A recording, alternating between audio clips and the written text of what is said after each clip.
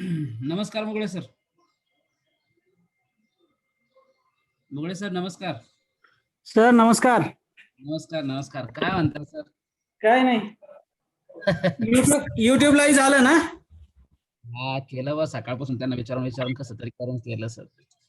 Okay. त्यांच्या मला तर वाटलं सरांना म्हणलं मोबाईलच माहिती आहे की नाही, कुठल्या मोबाईलवर ते अकाउंट लावलंय, पण हा, हा, हा. नमस्कार. काय म्हणतात सर? काय नाही. युट्यूबलाही झालं ना? हो हो झालंय सर, झालंय. काय नाही, सकाळपासून केलं सर. मला तर वाटलं सरांना म्हणलं मोबाईलच माहिती आहे की नाही, कुठल्या मोबाईलवर ते अकाउंट लावलंय, पण Prakash sir, बोला सर बोला. Dr. Alka Singh has joined us. Yeah, I know, sir. I Yeah. talked to her, but madam did not reply. Okay. I think she has kept herself mute and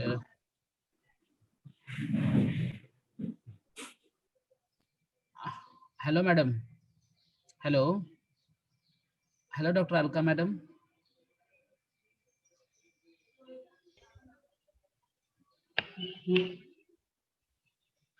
Hello, Good. sir. How are you?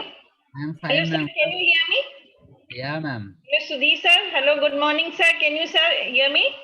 Yeah, Yeah, madam. ma'am. Yeah. Yeah. Very good morning, ma'am. Good morning, sir. Good morning. How are you? Fine, fine. So, by now, only 3 to 4 participants. Yeah, yeah. Yeah.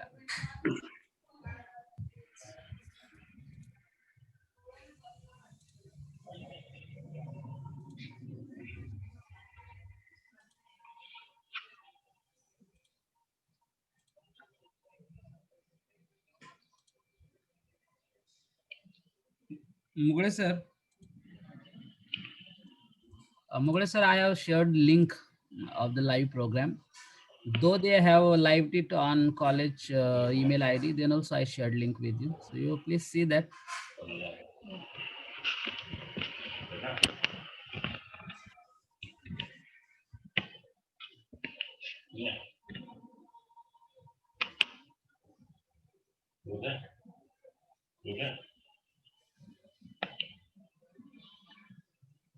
Sir, I'll take just another 5 to 10 minutes. I'll be joining. Yes, madam. Yes. Okay. Thank you so much.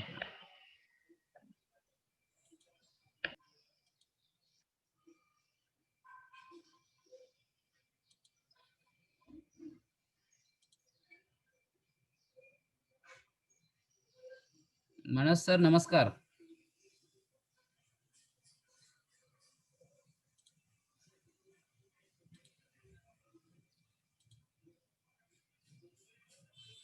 Manoj sir नमस्कार.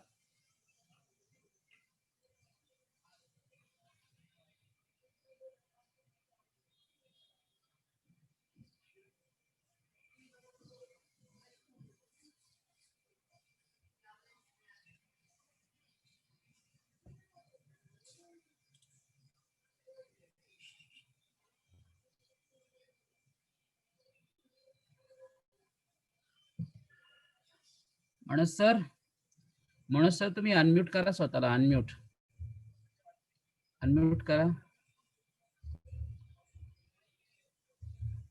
हा sir. Yes. हा sir.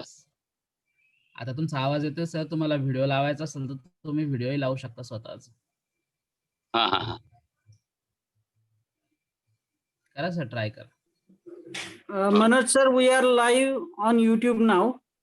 Probably on SJPM YouTube channel, right? Prakash sir, am I right?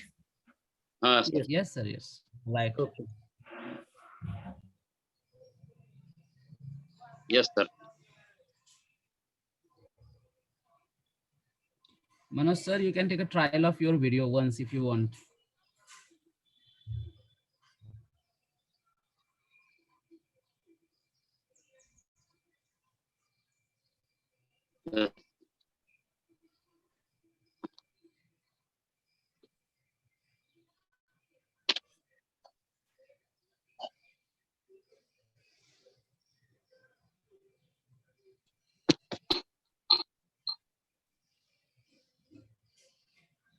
Hello, sir.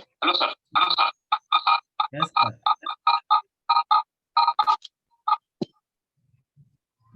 background noise, sir. Mobile.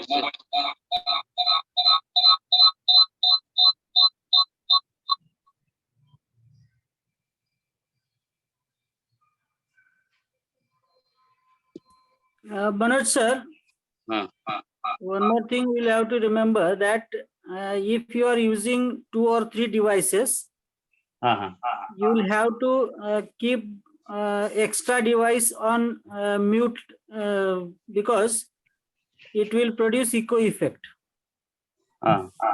Yeah. You might be listening that it's producing echo effect. Sir. Yes. Please mute all other devices. I think, sir, he has signed with another mobile. I can see him Yeah, here. sure.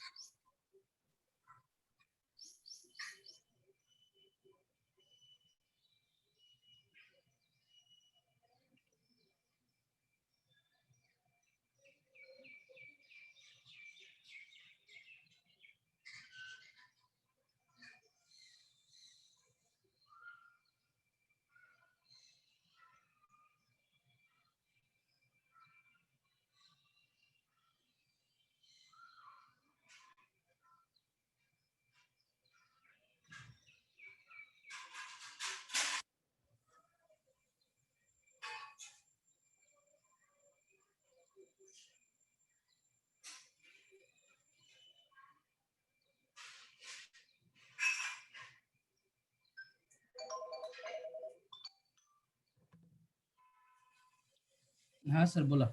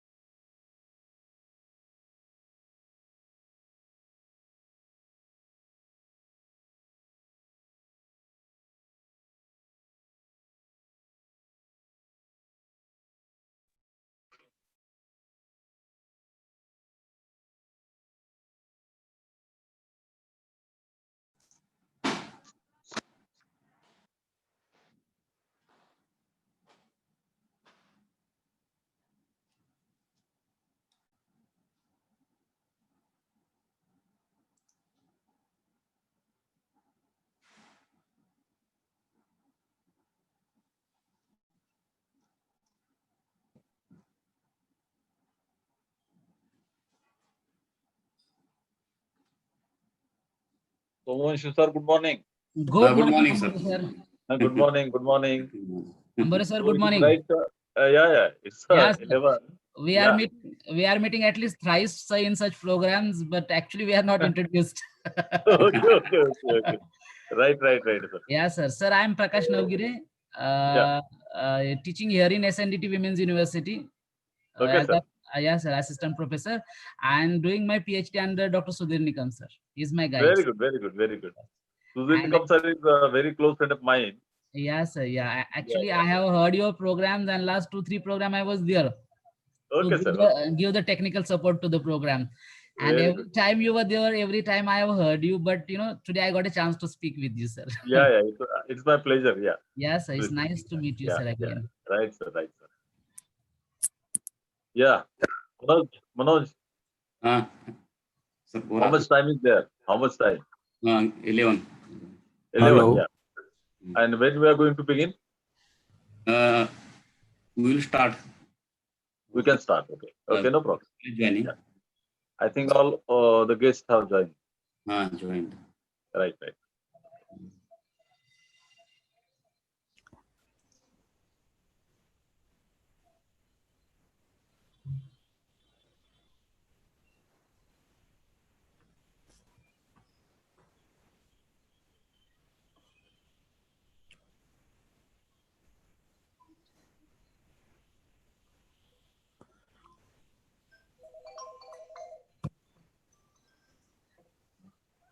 Hello, good morning. Good morning, Tirkha sir. Hello, very good morning. Hello, sir. Very good morning. I am Dr. Uttam Ambore. Yeah, from Aurangabad. I know. I have heard about you. Thank you very much, sir. Yeah, Dr. Manoj and Dr. Yeah. Prakash. Yeah. And I can see Good you. morning, sir. Very good Yeah. morning, Yeah, good morning. Dr. Manoj Somanshi. Yeah. And it's indeed a pleasure to see you at least online. Yeah. So this, virtual facility has given the chance to meet you. Yeah, Right. Yeah. and it is quite economic also. Yeah. Quite Absolutely. economic. Yeah. Absolutely. Yeah. So how is about you, Udaipur, sir? You are living over Oh. there. Yeah. I'm in the university here. Yeah. And Udaipur is of course, it is a beautiful city. Yeah. Udaipur is a very famous city, no? Yeah, it is. Yeah. And like I would have thought of coming down had everything been normal. Yeah. But since the pandemic is around, so we are really struggling with it. Right. So my Professor Dr. Manoj Somanshi. Sir. Yes. We start, sir. Yeah. Yeah, we can. Yeah. Yes, sir. Respected dignitaries and registered participants, good morning and a very warm welcome to you in the national webinar on migrant literature, organized by the Department of English in association with IQAC cell of Shankarrao Jole Patil College, Lohara. I welcome you all to the inaugural ceremony of the webinar. We have Professor Dr. Uttam Ambore sir, Head Department of English and Chairman Board of Studies in English, Dr. Babasaheb Ambedkar, Marathwada University, Aurangabad, as the inaugurator of this webinar. Another guests, Professor Dr. Pradeep Trika sir, Dr. Alka Singh ma'am, Dr. Srikant Mohan Rao, Dr. Sudhir Nikam sir, Chairman BOS Mumbai, Dr. Rupali Palatkar madam, and Dr. Santosh Chothaiwale sir is a chairperson. First of all, we should begin with the welcome address of our principal. Now I request our principal, Mr. B.B. Mote sir, to introduce the purpose and introduction of this webinar. Mote sir. Principal Mote sir. Sir, I cannot see him. That I think he is not here, sir. Exactly. He has not joined yet, sir. Yeah, he is here. Just he came, sir. Just he came. Just. Yes. Yeah, he is there. Just 1 minute.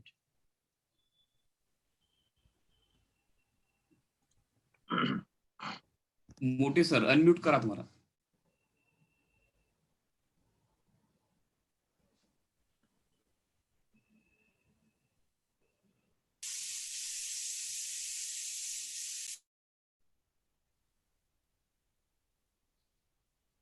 Hello. Start your video, sir. Please start your video.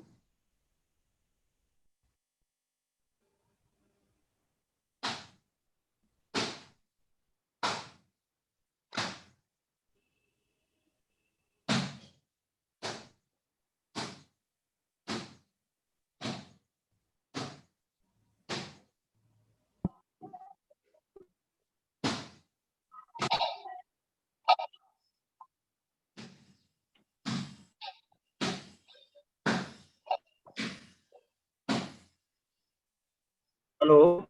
Can I start, sir? Yes, sir. Yes, sir. Yes, sir. You can start, sir. You can start. Okay, sir. Good morning to all. I welcome to all participants and guests in this national webinar on migration and literature. We are very happy that above 2,600 participants have registered in this webinar. I welcome respected signatories, Dr. Uttam Ambore sir, Dr. Pradeep Trikha sir, Dr. Alka Singh, Dr. Srikanth Mohan Rao, Dr. Palutkar, Dr. Santosh Chauthiawale, and convener of the webinar, Dr. Manoj Somonshi. I am thankful to all participants from all over India. I am also thankful to Honorable Mr. Dinkar Rao Zawade Patil, President of Bharatiya Rashtriya Shikshan Sanstha, Lohara. Honorable Dr. Shesharao Zawade Patil, Secretary of Bharatiya Rashtriya Shikshan Sanstha, Lohara. I am thankful to all resource persons who have accepted our invitation. I once again welcome you on the behalf of our college. Thank you. Thank you, sir, for such a brief introduction and welcome note.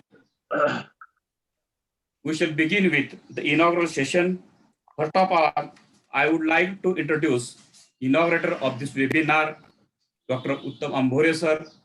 Sir has been working as the chairman of BOS in English and also professor and head Department of English, Dr. Babasaheb Ambedkar, Marathwada University, Aurangabad. Sir has written several books and poetry collection, and he took active part in Dalit and progressive movements in Maharashtra. Sir has written in different journals and articles. Sir delivered talks in various national conferences and seminars. I welcome Dr. Uttam Ambore sir on the behalf of the management, principal, Department of English of our college. Heartily invite Dr. Uttam Ambore sir to inaugurate the national webinar on migration and literature. Dr. Ambore sir. Yes, sir. Very good morning to one and all. I think I'm audible and visible to all of you. Is it okay, Somanshi sir? Yes, sir. Yeah. Okay. So we'll begin. At the very outset, very good morning to one and all. On the occasion of migration and literature, a national webinar being conducted by SJP College, Lohara, District Usmanabad, Maharashtra. The management trustee of this college, Mr. Dinkar Raoji Patil, who is the president of BS Society, Lohara. Principal, my friend, Dr. B.B. Mote sir. Keynote speaker. Just now we spoke on our virtual speaking, Dr. Pradeep Trikha ji, MS University, Udaipur. Plenary speakers, Dr. Alka Singh ma'am and chairperson Dr. Rupali Palutkar. Second plenary speaker, Dr. Srikanth Mohan Rao and Chairperson Dr. Santosh Chowthaiwale, who is a BOH member of my board, and valedictory speaker and BOH Chairman of Mumbai University, Dr. Sudhir Nikam. No doubt, the convener, Dr. Manoj Pomanshi, has invited very, very important people in this webinar. Dear friends, the topic itself, migration and literature, is a very, very vital topic as far as human progression is concerned. In fact, it is not a new kind of thing. Migration is a very, very natural phenomena which is happening since prehistory of human being. When we had no concept of nation, nationalism, and nothing like that, at that time also, people were moving, wandering here and there. It may be a nomadic period, people were going from one place to another. They were either they were settling or they were moving once again. So in the hunting stage also, people were moving here and there. And there are very, very important facts like the discovery of America, for example. When some nomadic people from East Asia, they were moving and they just migrated to that new land, no man's land, and they settled over there and they settled the America as a nation. So there are many things, in fact, which had no boundaries. People were moving around the whole world. Then when concept of nationalism came in the 14th century, for example, then people were bound to live in particular limited area. Otherwise, it's a totally new kind of thing for the people. So migration is a kind of thing which is very natural. As far as the flora and fauna is concerned, it is very natural, and there is no boundary for that.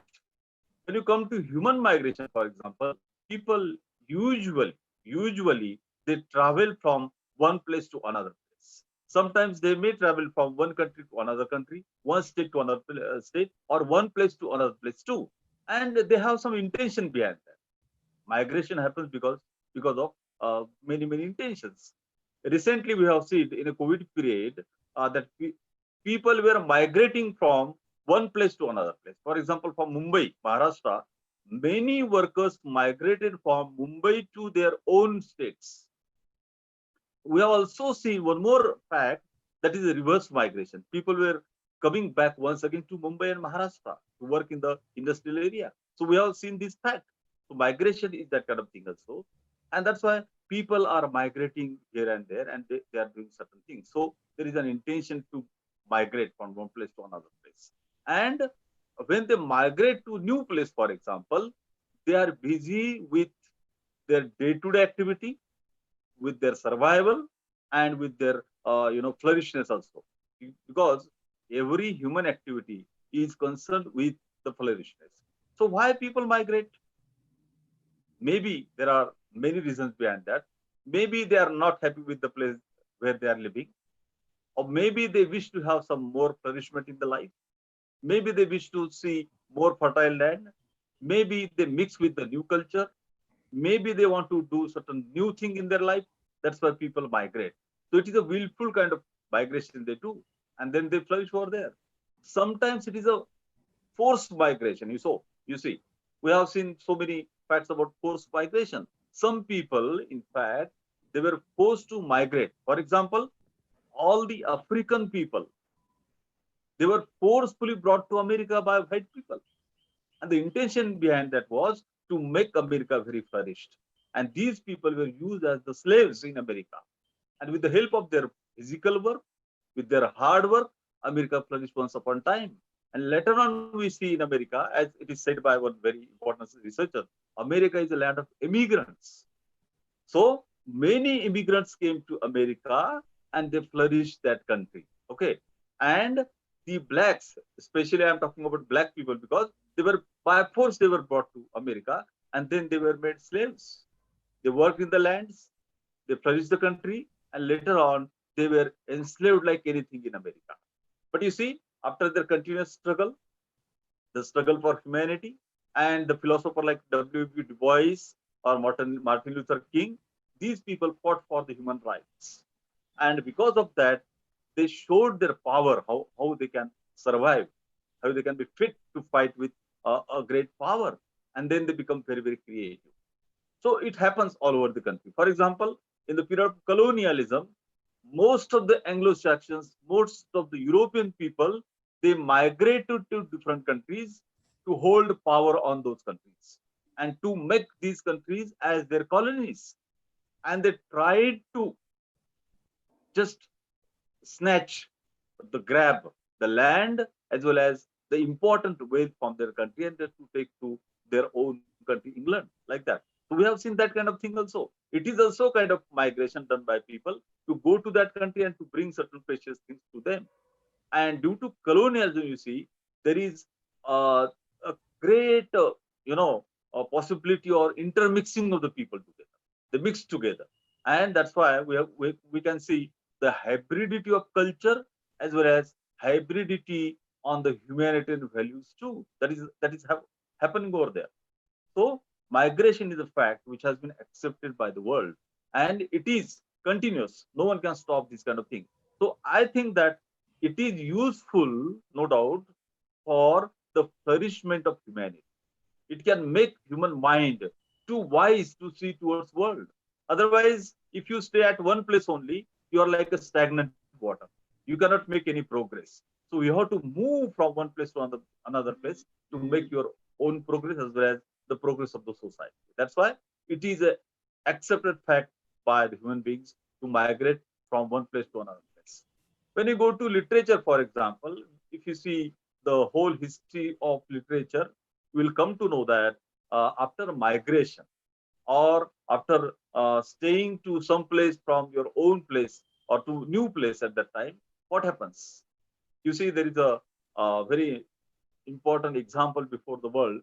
That is the the Renaissance. That is called as Renaissance in American literature. For example, when black people were living in New York, that is called as the ghetto area in New York. At that time, most of the people, African people, they tried to inculcate their culture, their music, their habits, their oral traditions, their stories, and their language. And they try to use their language. At the same time, they try to learn English language, which was being spoken in America. And that's why in that kind of Renaissance, you see, most of the black writers, they wrote important works in the 20s, for example. And much important literature has come out from that event. So that Renaissance is supposed to be very, very important. And that's why we can get very, very important music like jazz music or rock music or many type of music which is given by the African American. Or for example, blues, for example, very, very powerful. And at the same time, the poetry which talks about the sorrowfulness of human life, they have given that kind of stories to the people because of migration.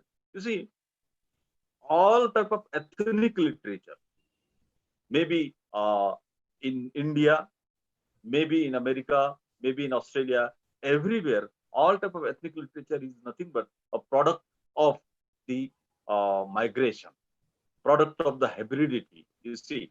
And that's why that literature has given very, very emphatic kind of things to the world literature. That is the thing which is there. For example, in African American writing, you can see major writing, which is talking about the pathetic life of these black people. At the same time, they are commenting on the way white people treated them in their country. That is the thing which is there. Or at the same time, if you go to Native American writing, for example, you can see when Scott McCloud is writing or Leslie Bourbon Silko's writing, they are talking about the natural life Native people were living in America. And when the colonizers came, when the white invaders came, how they made their life into a sorrowful condition. That is the thing which is there. So they are talking that kind of in their literature. And because of the very, very powerful writing of Scott McCloud and Leslie Bourbon Silko, many young American writers, Native American writers, they are writing the sorrowfulness of their life in their literature. And they are putting one principle that although white people are trying to show in all walks of life as superior to the world people, But native people say that they cannot be called as superior to us because we were very close to nature, we were very close to our emotions, and we were very close to motherland. That's why no one can say that we were superior to you. And they tried to say that we were in fact superior to the white America. That is which is there. So that is happening. When you go to, for example, internal migration. Now we were talking about the external migration, people from one country to another country. When you go to internal migration, for example, in India itself, as it is a multilingual country, multicultural country, and we have different kind of habits on the our food level, on the clothing level, and different kind of things which are there. In India itself, in fact, many people are practicing different type of habits in their life. For example, the Maharashtrian people, or the Southern people, or the Northern Indian people, they're practicing different kind of languages. And when you go to North India, for example, the tribal languages, the tribal habitats, and tribal living, they speak in a very, very different manner. They practice in a different manner, and they live in a different manner. The richness of their oral tradition is giving richness to their writing too. And that's why many northern writers nowadays, they are giving different kind of literature to the people. For example, one book has come recently, that is Adivasi Will Not Dance. Now, in this book, the Adivasi writer or the tribal writer is trying to prove that how the dominant class was forcing them to dance as per their will, and how they were obeying them, and how they were being exploited by this rich class. Now they say that they know their own identity, they know their importance of existence, and they know what is the meaning of their life and what is the meaning of human rights. That's why he says that we will not dance as per the dominant class what they wish. So we'll do our act as per our own wish. That is there. So these things are there. So internal migration, which helps man to say something to the world. For example, writers like Anantamurthy or Girish Karnad from South Belt, or Shivram Karanth, for example, they were writing in a very different way. In that manner, we can also refer to Premchand too. He's talking about the farmer's life before independence. And these people were trying to comment on different type of life they were living, and different type of people they are living in a different way. So that is the thing which is there. For that matter, we can also say the women from one region, when they go to another region, at that time they write in a very, very different way. The best example is the God of Small Things, for example. You can get many, many examples of migration in God of Small Things. And Arundhati Roy tried to confluence the nature of Ayn Menem from Kerala and the nature of the Bengali people, what is happening in their life, and how the practice of caste system or the economical imbalance or inequality, how they are being practiced in our country, that has also been exposed by Arundhati Roy in that kind of novel. So these are nothing but the examples of these kind of things. Now, when you talk of migration and literature at that time, we have to think of ethnic literature, basically African American literature, Native American literature, or Chicano literature, for that example, you can see, or Asian American people who are migrated from Asia to America, how they are portraying their life in their literature. That is also part of very, very interesting studies in this kind of thing. I would also like to quote one more thing, that is refugees literature. You know, refugee literature is supposed to be a very, very important aspect of human life. So what type of the life they live, and what type of sorrowful they face, and how people ignore them or take a little note of them, that is very important thing. So refugee literature is supposed to be a very, very important factor to be considered by these kind of seminars. So there are many facets which could be covered, and we can also conclude the things in saying whether migration is useful for human life or migration is not useful for human life. I will say migration is always useful. For due to migration, there is a chance of intermingling of two cultures. No doubt there is also a chance of clashing or clashes of two cultures, but intermingling of two cultures is very important. And that's why we can see when you see America, for example, at that time, African people living in America, and they have produced a kind of hybrid community, you see. In fact, when you talk about the hybridity in America at that time, we can say that African American people and the white people in America, they have given a new birth to hybrid community. And there are almost 80 hybrid communities in America. They are living in their different way. And that's why their life is quite different and quite useful to study human life. Their features, their physical features, their habitat, their food habit, their clothing habits, they are also very different and they are very unique. I think migration can help man to understand human life in a quite different way, and that way of understanding is supposed to be very, very important. I would also try to comment on one more thing of what hybridity has given to human life. So they have given a different kind of music to the world people. There is a mixing and fusion of music together, and a new creation of music that is happening.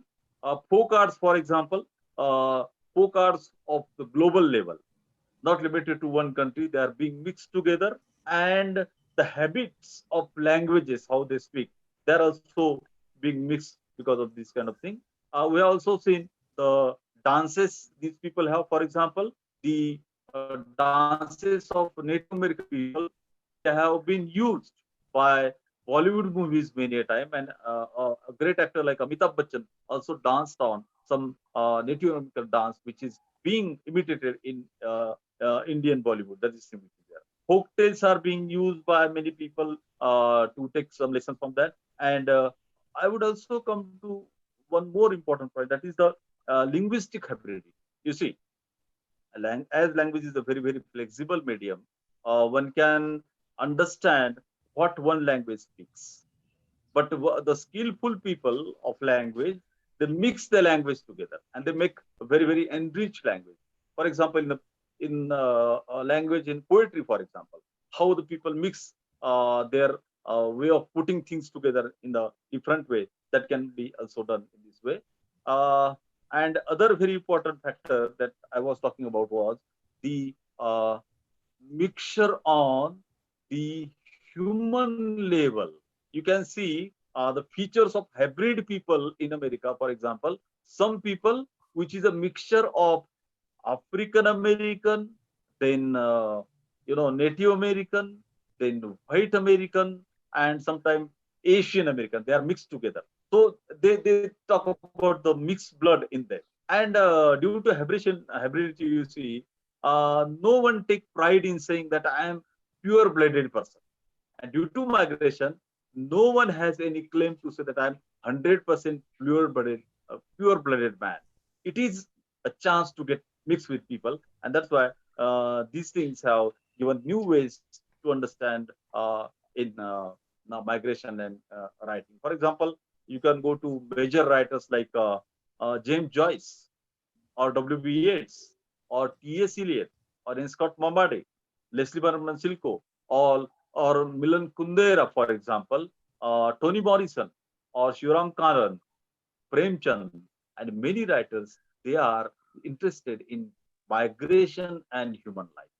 And that's why their literature is nothing but a kind of light which shows new paths to the researchers, to the creative writers, and to many people who are interested in studying migration. So at the end, I would like to say, though it is a geographical phenomena, migration is a geographical phenomena, but it is very, very close to human psyche. It is very, very dynamic because it is close to human psyche. And when human psyche thinks or human psyche decides something to do, at that time, it can do many things. And that's why migrated people, they are many a time very conscious about their progress.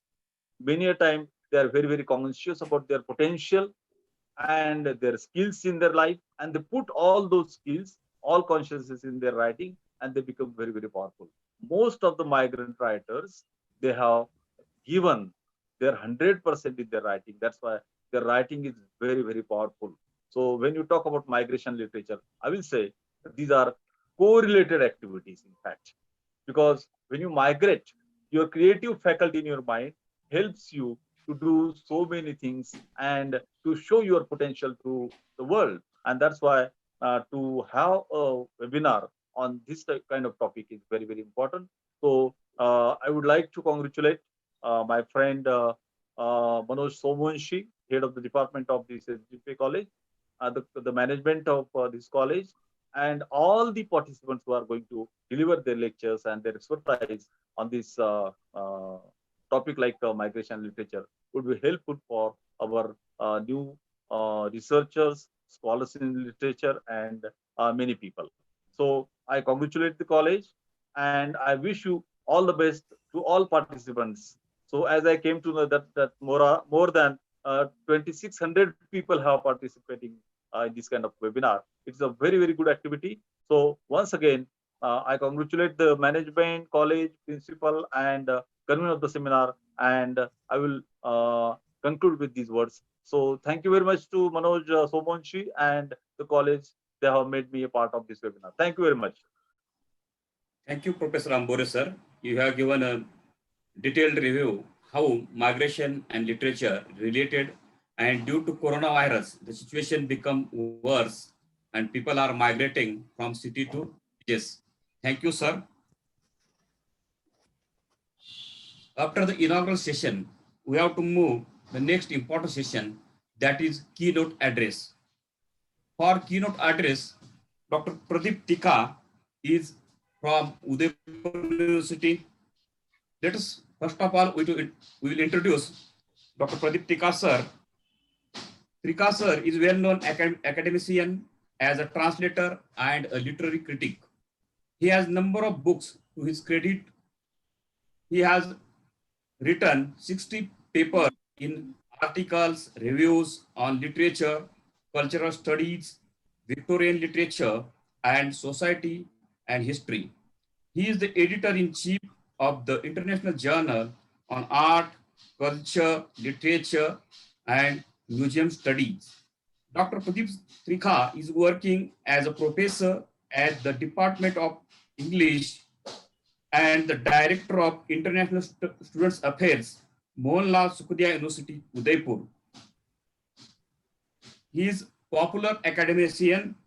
It's an honor for all of us to have as the keynote speaker for this national webinar on migration and literature. I request you to deliver the keynote address. Over to you, Professor Pradeep Tikha sir. Tikha sir, please. Thank you. Thank you so much, Professor Dr. Manoj Somunshi. And I was actually listening to Professor Uttam Ambore, and I thought that it is so mesmerizing for all of us to listen to him. And I must at the very outset congratulate the college to have taken the initiative to, organize this webinar and have the galaxy of intellectuals on the panel. I'm also thankful to Professor Sudhir Nikam, who first of all requested me to be with you. And because he's such a dear friend of mine, I couldn't decline the offer. And nowadays, because we are most of the time connected electronically on these webinars, so I think, and being a Sunday, I was practically free. So I thought I can do something about this topic, because this topic is quite close to me. And this is close to me for personal reasons as well as academic reasons. And because I had been working for a pretty long time onto partition literature and several other, issues related to migration. Now, It is an interesting fact that everybody thinks about the impact of migration and literature on the society. But suppose if we reverse this order and we try to call attention to how the recent crises, I mean, which our country, not only our country, but entire globe, had influenced not only migration, but also the contemporary literary writings which are going on as the result to entire phenomena of pandemic. So I have tried to put together my thoughts and titled my presentation as The Creative Narratives of Such a Long Journey, Pandemic, Migration, and Literature. I would like to share with you what I am trying to say. And if you allow me, I can share the PPT with you. And so after having said that, I think we can explore the current challenges of migration and literature. And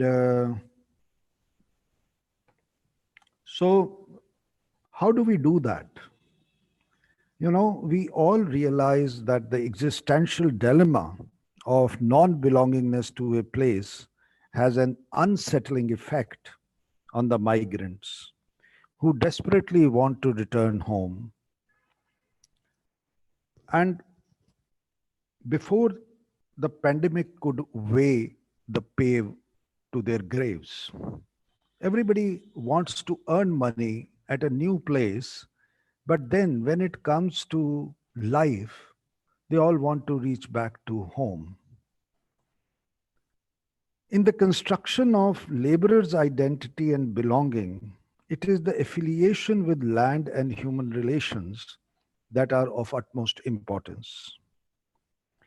The migrant suffers from the physical fact of discontinuity, of his present being in different place from his past, of his being elsewhere. I mean, wherever he goes, perhaps he is never able to develop the sense of what we call home. The loneliness and insecurity of empty streets enters even the security and protection of their new homes in the another land. We have witnessed, as South Asian countries, we have witnessed 3 major cross-border migrations that have occurred during the 20th century. And that are one, of course, in 1947. The second one, it was during the Chinese invasion when the Lhasa uprising, which was followed by Chinese invasion in 1959, and then the formation of Bangladesh 1971. But these migrations were very different from the recent one that occurred due to ongoing pandemic. Earlier ones led to the masses to outward migration. And that is what I think Professor Uttam Ambore was also pointing out. And that earlier 3 migrations gave rise to refugee communities due to geopolitics. But the recent one was the outcome of pandemic.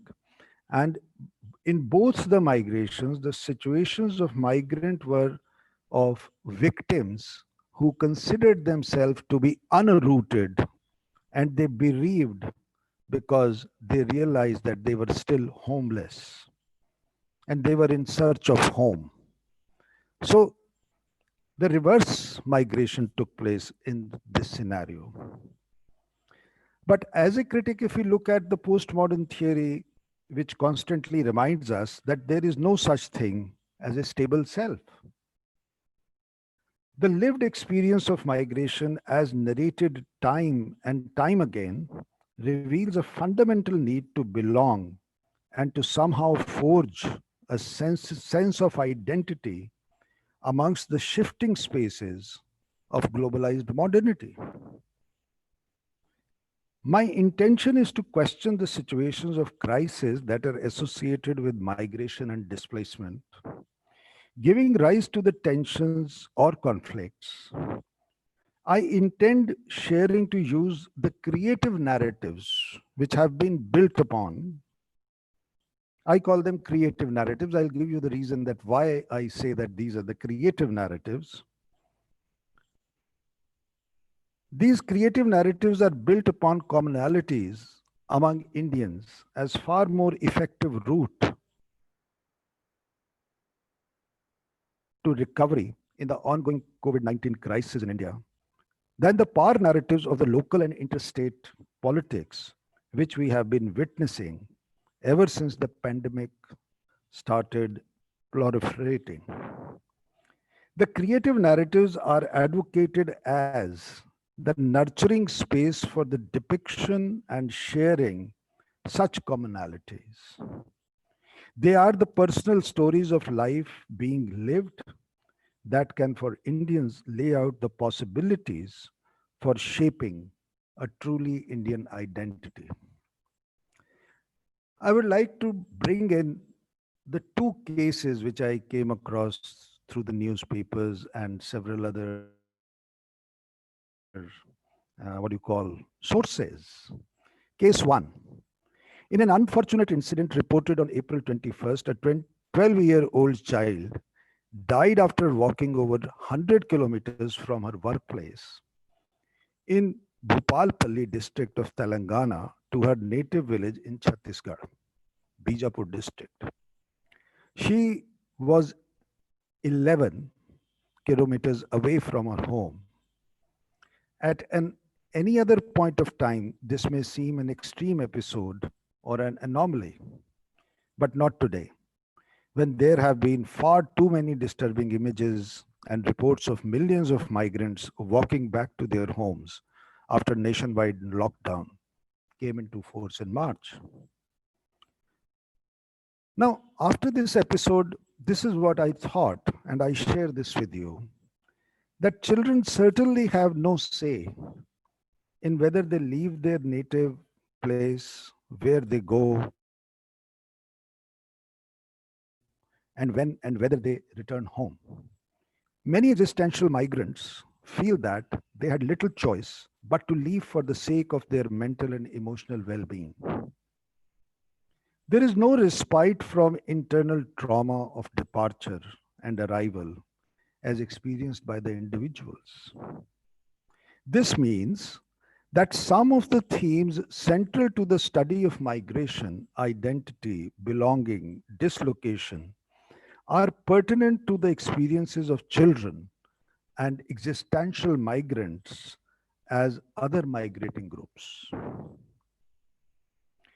Initially, we the people thought that, I use this, I have borrowed this phrase, we the people, from Constitution of India. The preamble says this. Initially, we the people thought that coronavirus infection will be like any other infection and we would be able to control it. Then we realized late in March that it is sharp two-edged sword. No one had warned that beware of Ides of March. 3 weeks later, April turned out to be the cruelest month, and still the virus is threatening us at this stage even. The only news that preoccupied the nation was related to the updates of the doings of the pernicious bug. We apprehended that COVID-19 spreads fast, acting as an antisocial force that separates the people in Orwellian way. Based on media reports, the disease was indeed concern among urban Indians in March 2020. This led to panic buying in subtle way, which was not reported in the mainstream media or even on the social media. And in another case, this was the one case which I came across. I said I'll be talking to you about two cases. Second case is that of a boy of 23. His name is Salman. And he also became a part of statistics of aftermath of the pandemic, a phrase that often represents the pain of the government apathy. But 6 months after the nationwide lockdown, this migrant worker who started walking from Bengaluru to his home in Gonda, Uttar Pradesh, he walked along the railway track in order to avoid police infringement for incredible 1,200 kilometers over 12 days. But just as he reached home and was finally about to meet his family, he died of snake bite while washing his face in the nearby sugarcane field. Whether Salman's peculiar case puts him in the list of migrant workers who died during the exodus remains ambiguous. For his family, Salman never made it, despite completing the long walk, or what I called in my title, such a long walk. On March 22nd, a day-long nationwide lockdown followed by, interestingly, by thali bajao, diya jalao kind of quackery. The mainstream media and the social media were flooded with propaganda sensationalism. Though some efforts were made to check such propaganda through alt news or webcoof, but due to paucity of funds and restricted resources could not match the efforts of the troll army. The cacophony of collective absurdity displayed by we the people has obfuscated the pertinent questions about accountability of the government in the serious mismanagement of the pandemic right from the beginning. Not procuring the adequate prospective gear delayed initiating the screening of international arrivals. As ill effects of the COVID-19 led to the economic and social breakdown, abrupt lockdown resulting in disruption of life of poor in unorganized sector. But if we try to look back, we will realize that since the mid-2000s, alongside the protracted conflict situation, a series of new crises with strong migratory elements have hit the headlines. I mean, there have been migrations due to economic crisis and to the recent, of course, this is again a global crisis which we faced. But in 2020, whether it is crisis migration or it is migration crisis, they are acquiring a new meaning. And they have gained a new currency among the creative writers also. They started saying that we all are living in the age of crisis and the age of migration. Together, the crisis and migration have a powerful contemporary resonance. We have to question as to how the crisis and migration articulate as lived experiences and as political constructs by examining the range of situations and even the creative narratives around us. There is a sense of danger and urgency, implying the overturning of normal life, racing to top of the political agendas, demanding social scientific scrutiny. After the center relaxed the rules to allow migrant workers to leave to their native places, thousands of these families with infants and toddlers in tow, whether on foot or by transport that has been arranged by the state, they started moving backwards. It is hard to imagine that people who were actually running the government at the time did not know what journalists seemed to know. There had been no backup plan, neither with the center nor with the states. In his address to the nation, Prime Minister Modi asked the fellow citizens to be sajag and satark, which means cautious and vigilant. He also asked for sankalp and sayam, which means resolve and restraint. Finally, to overcome any sort of economic crisis, he instructed the nation to become Atmanirbhar, that is self-reliant. They all have deep cultural and spiritual meaning in Indian culture. These notions will be challenged and hopefully on full display in order to overcome this grave human catastrophe. The creative narratives are the personal stories or the personal lives that have been lived and being lived, told through written texts, speech acts, and myriad ways of creative events, ranging from grand and sophisticated forms such as theater, song, and music, to the most simple and basic personal sharing of life being lived that technology has made possible. Everyone is a protagonist of their own life story. And today, everyone is able to capture, record, and share that unique story as the part of the larger narratives, of creative narratives that are freely available on internet nowadays.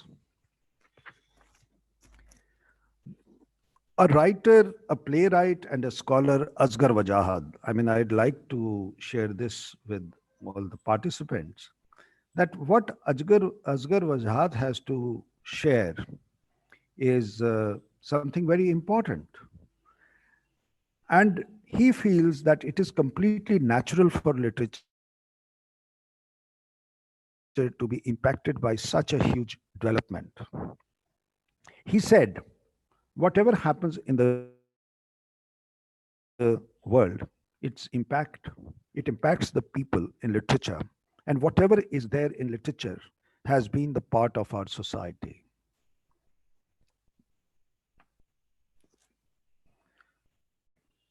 He further says, he perhaps seems to agree with what Ovid had declared centuries ago,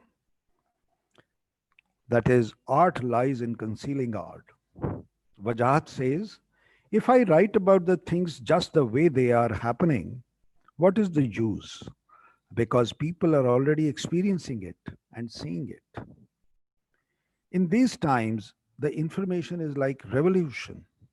It is not like old times when it took a lot of time for the people to get information. So I unquote Wajahat here, and now move on to the next this thing. Here is where the challenge comes. Chaos, which is caused by COVID-19, has given a lot of time for we the people for reflection. The Indians who entered into isolation on 24th of March are now likely to emerge gradually out after lockdown 5. After 4 lockdowns, as a society, we have changed the perspectives about many things, especially those that matter the most in life. The power of narratives, which is, we are already discussing these creative narratives. And the power of narratives, especially the creative narratives that tap in deeper in the areas of the mind, often unreachable to cognition, lies in empowerment of the individual who shares the personal story of crisis and recovery. Medicine itself, that major frontliner in COVID-19's health, COVID-19's health crisis, uses the narratives as a part and parcel of doctors' craft. Without the narratives that are provided by history taking or diagnosis and cure, that cannot be formulated. Now, interestingly, if we remember, it was in the year 2011, there was a book by Siddharth Mukherjee titled as The Emperor of All Maladies, a biography of cancer. And this book was awarded Pulitzer Prize. During the lockdown, Siddharth Gigu, a writer from Kashmir, he wrote a novel titled as Love in the Time of Quarantine, Shobha Day released an e-book, Lockdown Liaisons, a collection of 10 stories that capture the struggle of people in making sense of their appended lives during the lockdown period. Another ebook worth mentioning is The Day Before Today, Lockdown Stories by Gayatri Gill. This was released on 1st of June 2020.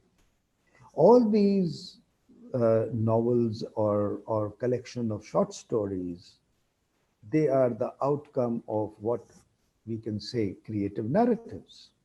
Thus, we see that the narrative voices that may have otherwise remained silent, they have cathartic effect on the society because they present a specific experience to the public which can heal and soothe and bring hope and courage to explore and grow, as well as encourage a dialogue and reflection that is intertwined and cyclical. The act of producing narratives, especially the creative narratives, can have cathartic effect. Narratives are precious, nurturing space for the shared experience, and post-crisis, India is going to require commonalities as a basis for the hope mission of rebuilding the nation. The central government imposed the lockdown and closed the businesses when India reached around 500 cases of COVID-19. Local authorities followed with measures such as creating strict containment zones to close off the hotspots, which left millions of migrant workers stranded. The country's rapid response slowed down the spread of the disease, but also raised the concerns about exacerbating existing inequalities and vulnerabilities. In these stories, which will now be written on the migrant children or migrant adults or migrant laborers, they give voice to the issues of loss and grief. Indeed, the very act of telling one's story can compensate for the sense of dislocation and dispossession as a result of migration. An important part of this developing a conceptual language which not only enables the people to tell their stories, but for them to be understood and acknowledged by others. This, of course, entails a broadening of conceptual scale addressed by the writers such as Eva Hoffman and Edward Said. It is this connection between the real life stories and academic discourse which needs to be nurtured. The recognition then of such forms of migration which are distinct from the experiences of diasporic communities, exiles, refugees, do not only serve to widen theoretical discussions on migration, but perhaps more importantly, allow the individual instances of global nomadism to be told and to be heard. COVID-19 has humbled us, unmoved us. Nothing seems certain anymore. All these narratives of displacement, home, unimagined and remembered, shards of memory, and acquire greater status, greater resonance, because they are the remains with our memories. Further fragmentation makes trivial things like symbols and mundane acquire the numinous qualities. The attempt of forced migration to continually recover their lost home or recreate a sense of place is a part of ontological necessity of the exilic consciousness. The retelling of grim realities brings to light the settlers as victims of the state apathy and painful consequences of forced eviction. Additionally, trauma of migration and loss, both personal and material, stresses the fact that home may not be safe or hospitable place in the given circumstances. And homecoming may be impossible, but it is imperative that the gravity of pain and sorrow of all exiled people is recognized and addressed.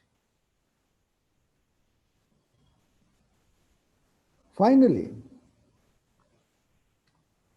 in order to learn from COVID-19, we must share COVID-19 stories. The experiences of the people will help researchers better understand COVID-19's pathology. We need healthcare workers to share the difficulties and uncertainties of treating the patients, often without proper protection, for both historical records and for future policy making. But we also need stories from a variety of perspectives. We need our students to discuss the distance learning. We need the government officials to share their decision-making process. We need to hear from those economically impacted by pandemic, and we need essential workers to describe their experiences and often conflicting emotions as they go to work every day. We need these stories, and we need them from the society we live in. These stories contain experiences of hardships and challenges, past as well as the present, but also the experiences of ambition here and now, as well as a hope for the future. Having said that, another interesting aspect which I was thinking about, like, I think I have another 2 or 3 minutes, if you may permit me. Professor Manoj Somvashi. Your video is not visible, PPTs. Okay. Okay, I think host has disabled the participant screen sharing. You have disabled me. So if you enable, only Yes, then yes. I can share with you. Okay, okay.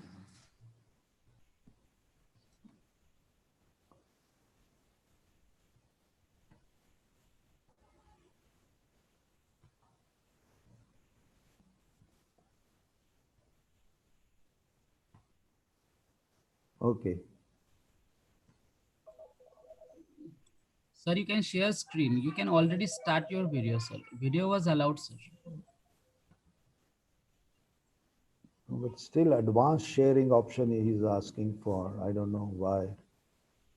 No, sir, I allowed you to share, to screen share, to video share, everything I allowed, sir, already.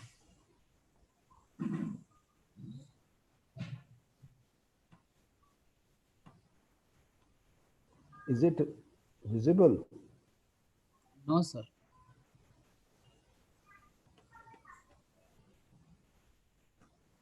Let me see. No, actually, I have tried this thing, but I don't know why it is not being. You just click on the video sign, sir. The symbol of video. You just click on that, sir. We'll start. Yeah, sir.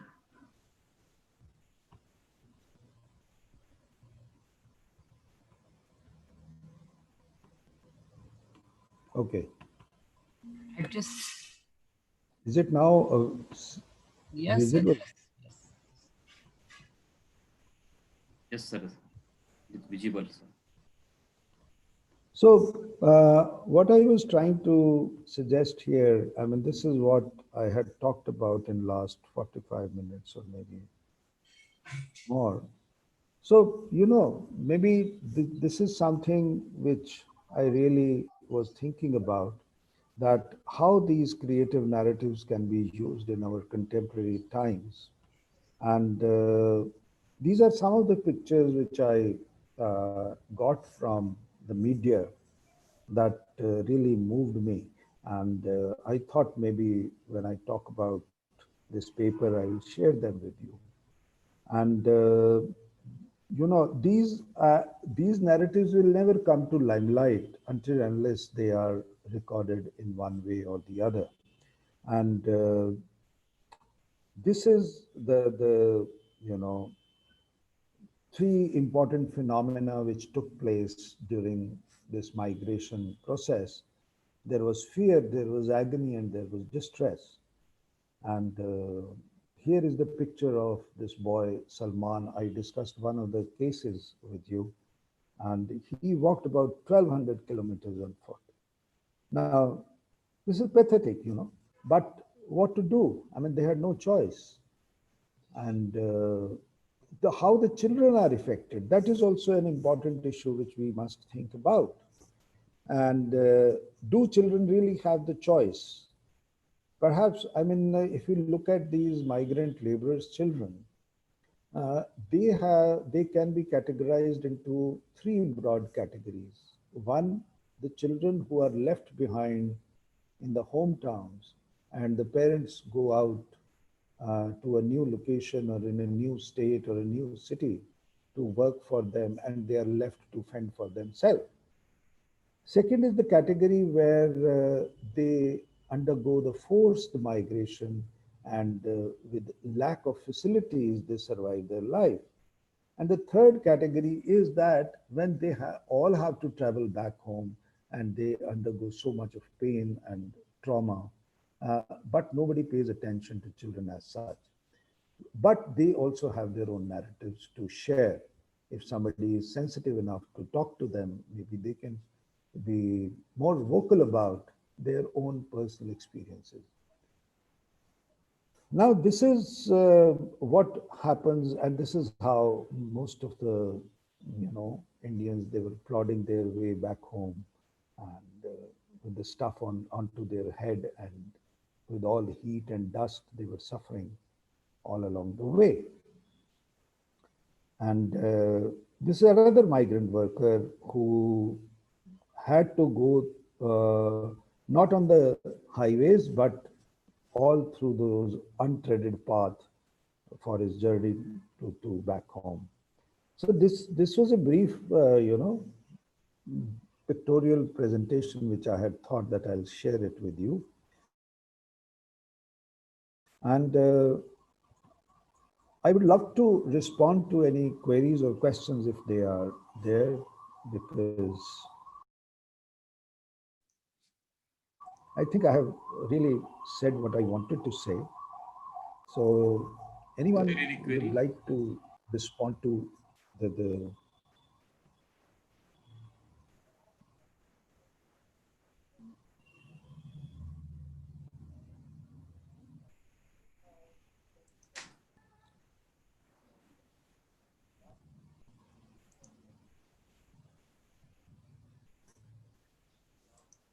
mobile.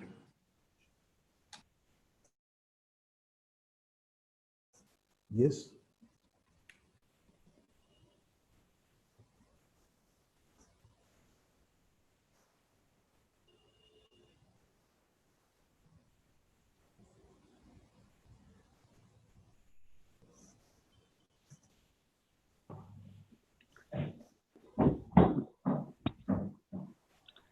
Yes, Dr. Sudhir, you wanted to ask something? No, sir, he doesn't. Yes. No, yes, sir. Just a minute, Prakash sir. Okay. Okay. Okay.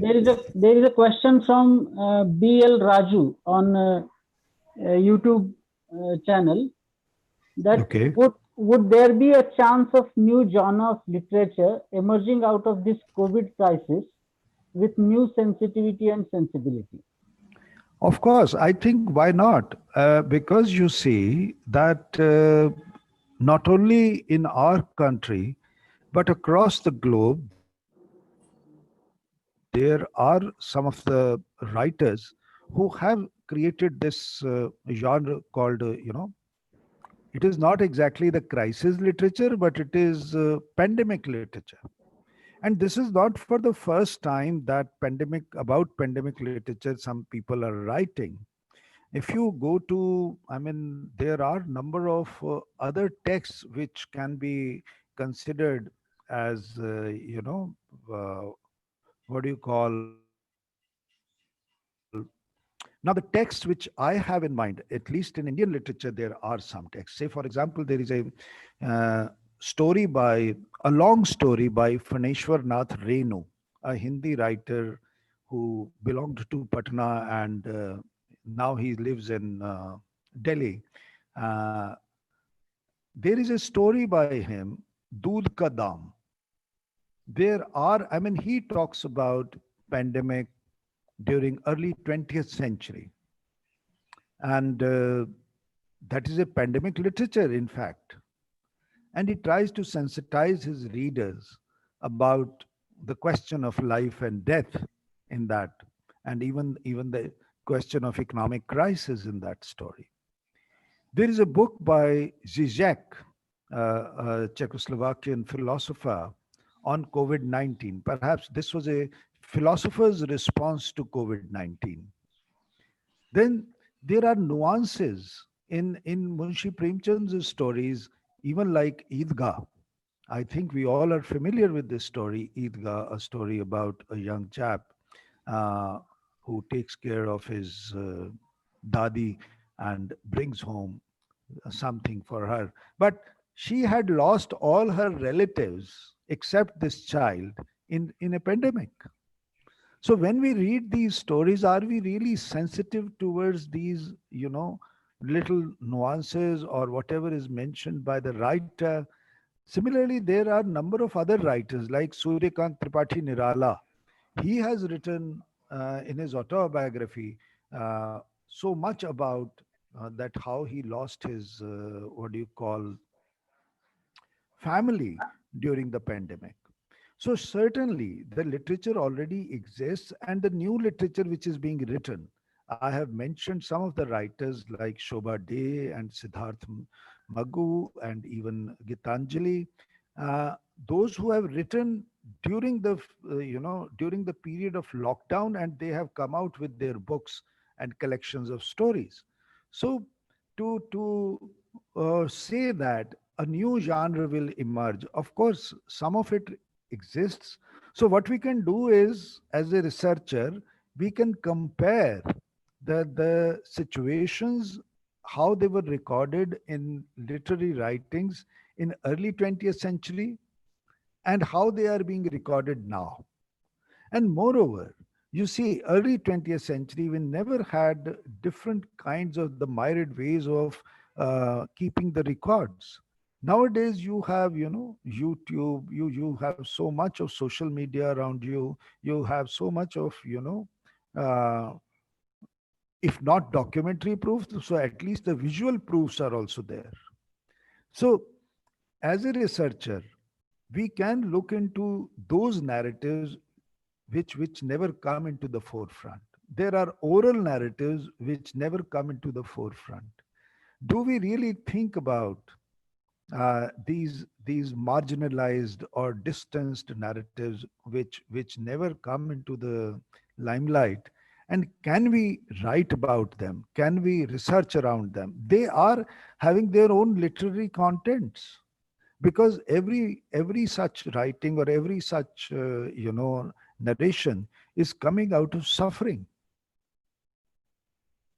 And you might have heard our sweetest songs are those that tell us of saddest thoughts.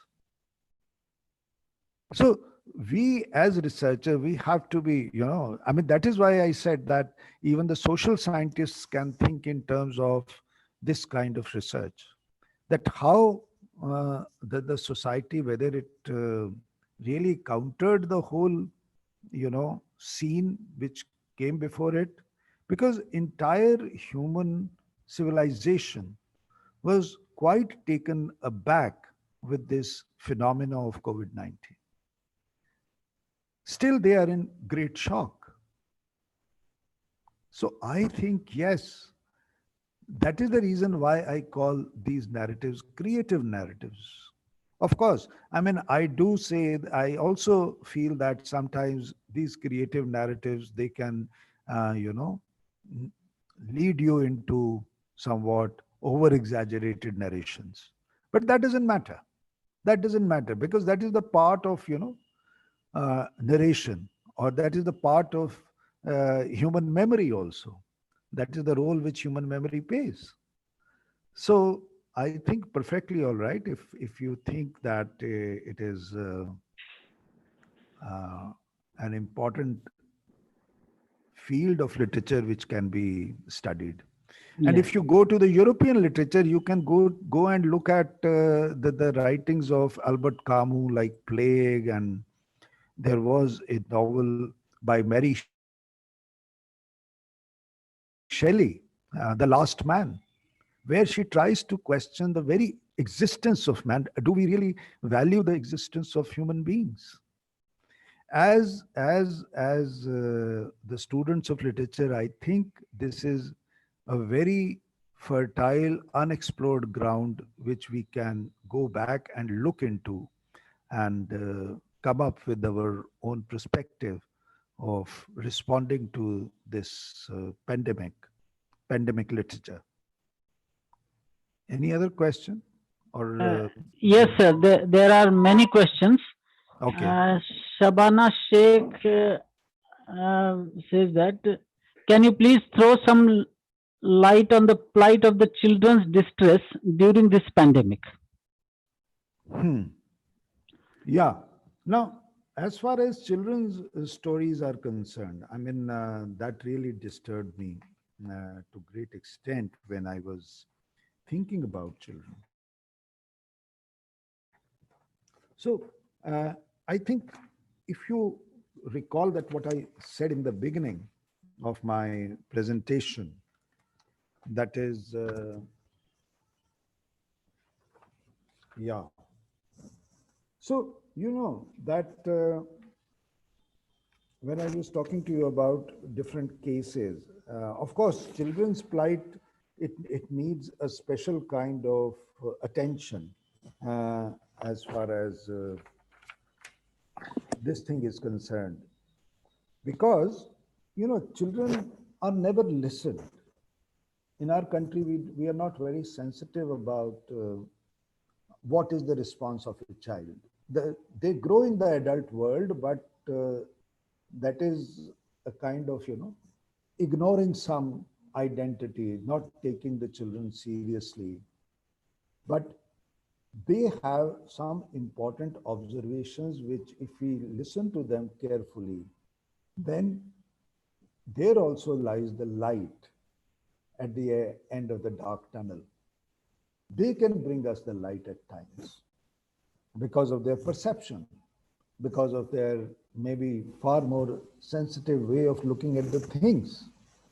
So we consider that the children have very little choice, and we think that why to depend on the mental abilities of a child when we are in the decision making position.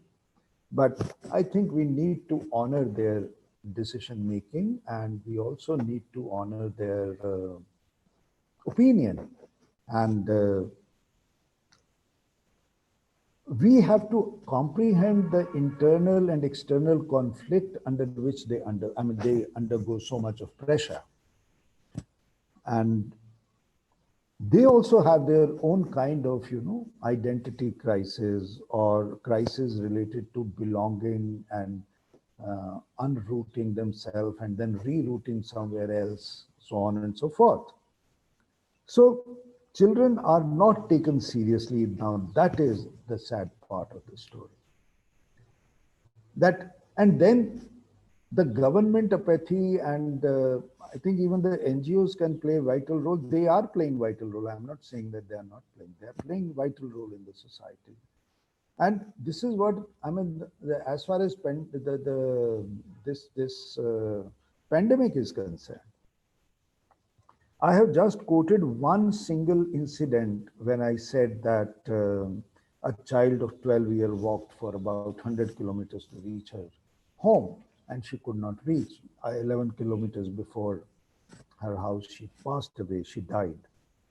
Now, all these things, they only become statistics. Why? I don't know. Why should they only become statistics? Then it means that we are not moving, we are not progressing as a society, as a human society, because we are losing our humanitarian values. So, yes, children's narratives should also be recorded. That is what I feel. I mean, that is a very important thing, which, why are they ignored? Yes, sir. Thank you, sir. And while answering that question, you have answered already to two more questions. One more was regarding the role of NGOs, non-governmental organizations, even the Yeah. government machinery, etc. And Yeah. there was one more question from Dr. Atula Bhaskar. She was asking that क्या आपको नहीं लगता कि इस स्थिति पर उचित कदम उठाकर बचा जा सकता था? I think you have already answered this question also. And there Yeah. is one more question from Astha Vashisht. She asks, is this crisis of identity some way or the other similar to identity crisis in Evam Indrajit and the strange case of Billy Biswas, etc.? Well, I think as a researcher, one can look for the parallels. I mean, we are all in the habit of looking for the parallels. Yes, sir. And one can look for parallels, but the focus of my, whatever I have said today morning was basically I wanted to focus on various aspects and perspectives of creative narratives. Now, creative narratives, if you find any parallel between Evam Inderjeet or the case of Billy Biswas, I have, because even I have to go back to these texts once again to look for the parallels. I mean, frankly speaking.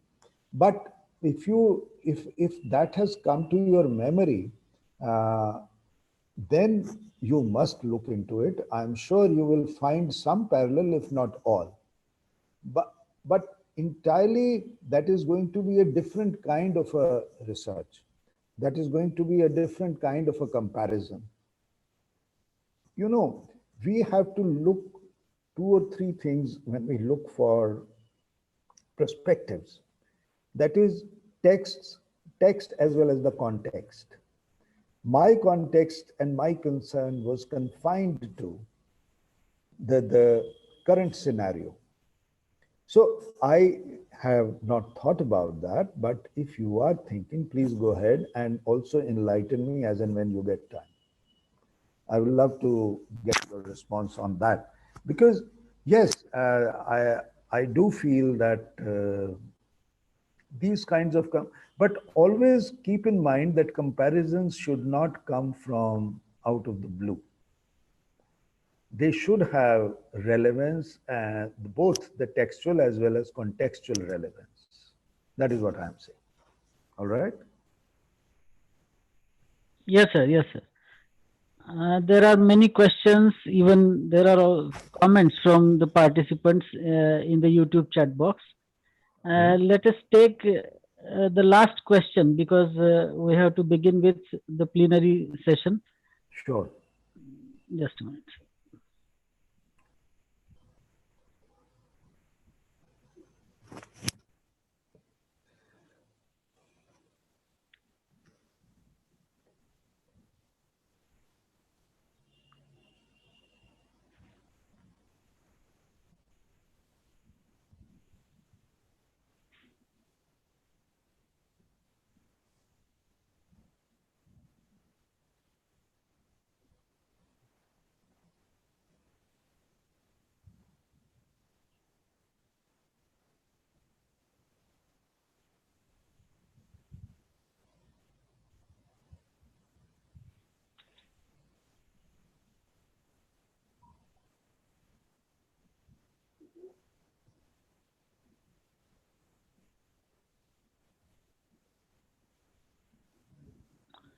There is a question from BL Raju.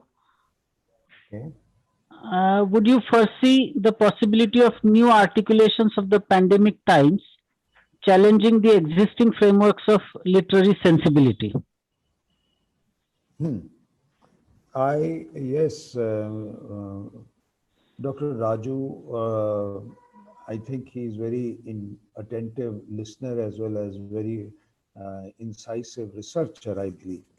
And yes, there is a new genre which can come into forefront in the coming months or coming years, because you see that the phenomena which may occur for few days and few weeks or few months, it has long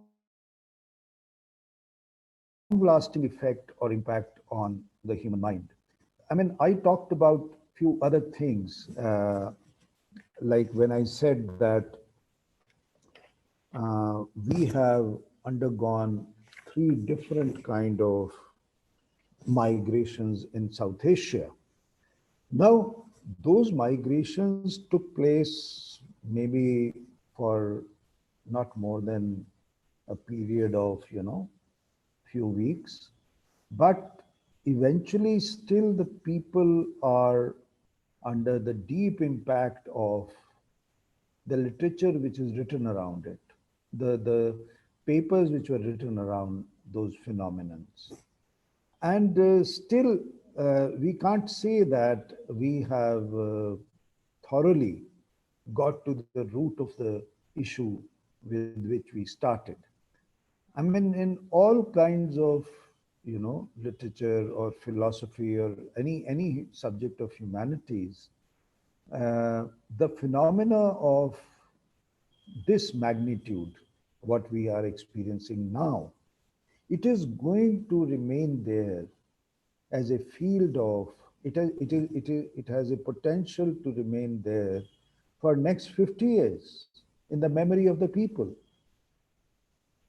If the early 20th century pandemics have not gone out of the mind of people, how can this pandemic be so easily forgotten?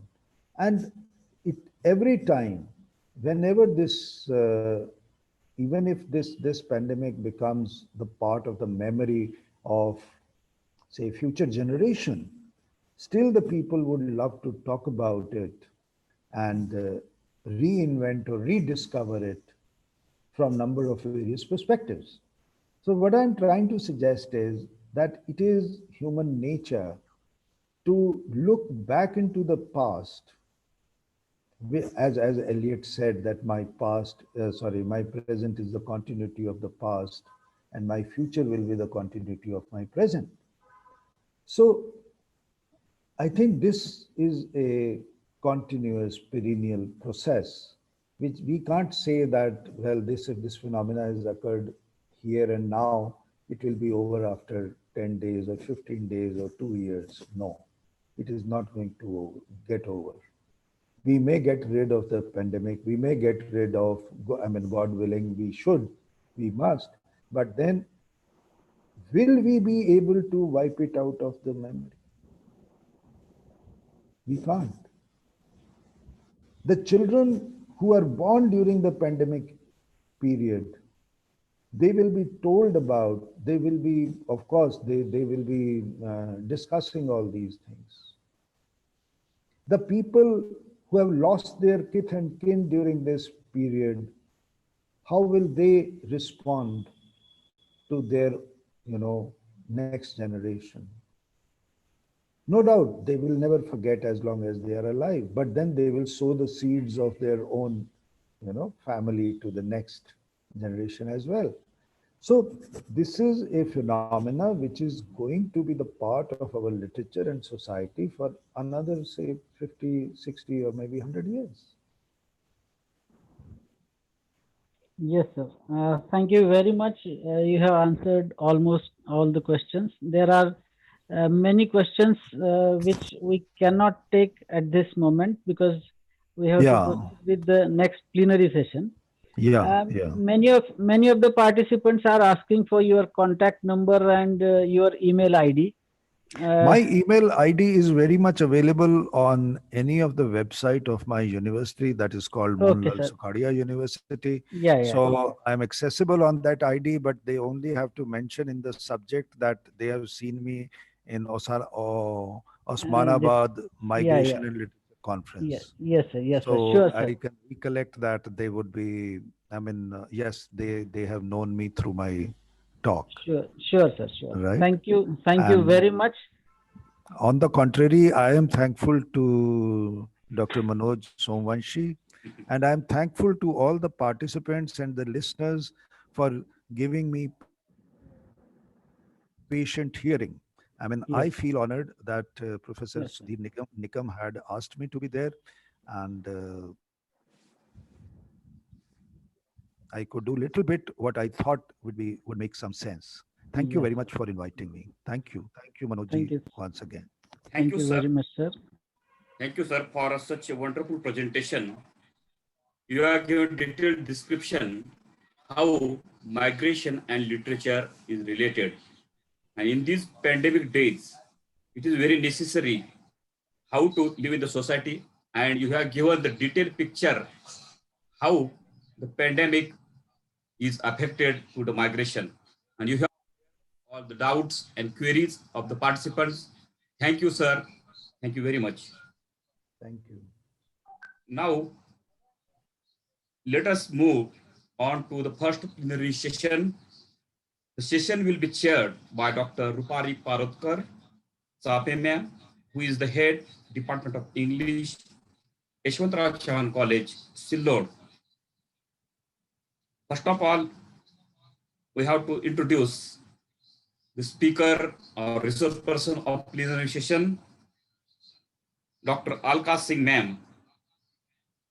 She is an academician, poet, and essayist for women's cause, art, literature, and culture tech.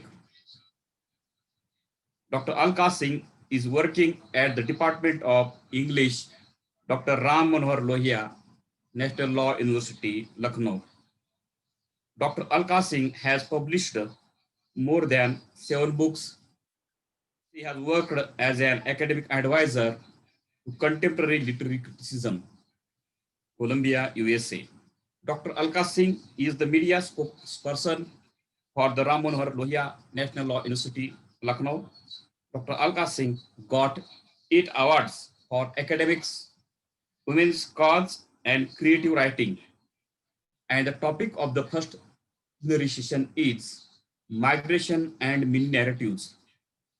I welcome both dignitaries on behalf of my department and college, and I now hand over this session to Dr. Rupali Parotkar ma'am. Dr. Rupali Parotkar ma'am. Thank you. Thank you very much, sir.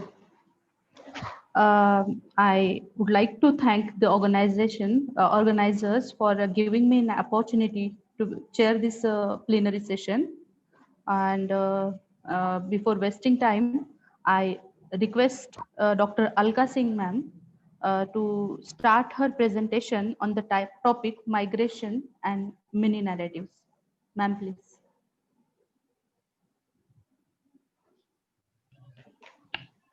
Thank you so much. Thank you. Am I audible? Yes, ma'am. Am I audible? Thank you Yes, so much. ma'am. Thank you, ma'am. Thank you, Dr. Rupali Palodkar ji, who is the esteemed chairperson of the session that I am going to begin with. But before I begin with, I would love to extend very warm afternoon greetings to Professor Trikha, who has been speaking exhaustively and who deliberated on so many angles and the engagements of creativity that has resultantly developed and contributed to the vast thoughts and the corpus of literature that we are talking today, that is migrant literature. I congratulate the organizers, the entire team of the college concerned who thought of such a pertinent and important, such a significant topic to choose for a national webinar as part of the relevance and as part of the significance, the contemporaneity that it carries towards the, towards contributing to the policy making and the future prospects to cope up the reconciliation of the crisis situation that the entire nation and in fact across the globe people are into and people are facing still. I extend very warm afternoon greetings to Professor Dr. Uttam Ambhoreji, who has been the inaugurator of this session. I extend warm greetings, afternoon greetings, heartiest greetings from Ram Manohar Lohia National Law University, Lucknow, Uttar Pradesh, to the various dignitaries of the sessions who has who began with it. Dr. Sudhir Nikam Saab, who will be doing the valedictory for the event today, and Dr. Sombanshi ji, who has been very pivotal and crucial right from the beginning in deliberating upon the modus operandi to conduct this particular national webinar. I extend warm greetings to Prakash Navgiri Saab. I also extend my warmest greetings to my colleague and esteemed speaker for the next session, that is Shrikant Mohan Rao ji. I extend another beautiful greetings to Dr. Santosh Chothawale, who would be there in the next session.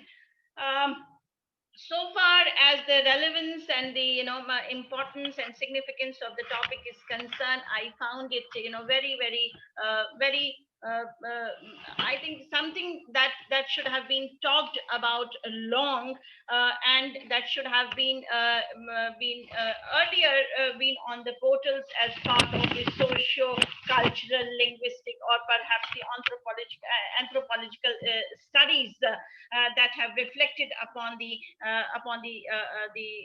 in the making of the migrant literature, or better to say the relation that exists between migration and literature. The speakers before me, Dr. Uttam Ambhoreji and Professor Trikha, they have been, been deliberating on the creative engagements that have resulted into the various genres. Professor Trikha also talked about Camus' The Plague, but that was an entirely different situation, a situation of crisis, a situation of pandemic, or metaphorically a war situation that the that the humanity in entirety has been fighting, or fighting for the long generations, and still we are into the same under the same crisis situation once again, so far as COVID-19 situation and its crisis all across the globe is concerned. So here I am, Dr. Alka Singh from Dr. Ram Manohar Lohia National Law University, to begin with migration and literature. Migration literature, let me begin to talk about the initial key points to understand, how and what contributes to the making of migrant literature, or better to say the kind of the relation, the bond, the intimacy, the relationship, the coexistence, and so many variables that relates the two entities together into the making of, migrant literature, consequently, and resulting out of the migrant literature. These are the literature. It can be broadly said to have emerged from the writings either by the migrants, or they to a great extent tell the stories of migrants and their migration. So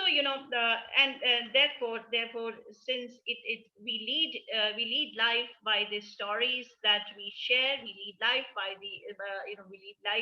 by sharing our experiences to contribute to the policy making or the implementation of the socio discourses, cultural and the economic setups that we have in the society. So the topic becomes the part of the growing interest within the literary studies since 1980s. So I would say, to begin with the talk, I would rather say that the migrants are actually the people who have left their homes. left their homes and cultural settings. So when it comes to the cultural setting, it obviously includes a large corpus set of thoughts and body that structures cultural studies as well. So it includes, the agony, the agonizing spirit that I have, that have engaged people for long into the realization of the cultural spirit that they have, and they are looking forward, or maybe they have tried to reconcile to the prospective situation where they have been into after the migration. Back to the point, I would say that these are the people who left their homes and cultural settings and who started a new life in another setting, in another setting, in another country, in another state. I would soon talk about the categories, why there are the different categories of migrant literature. And in most cases, this migration into an entirely different setting is initially strange to them.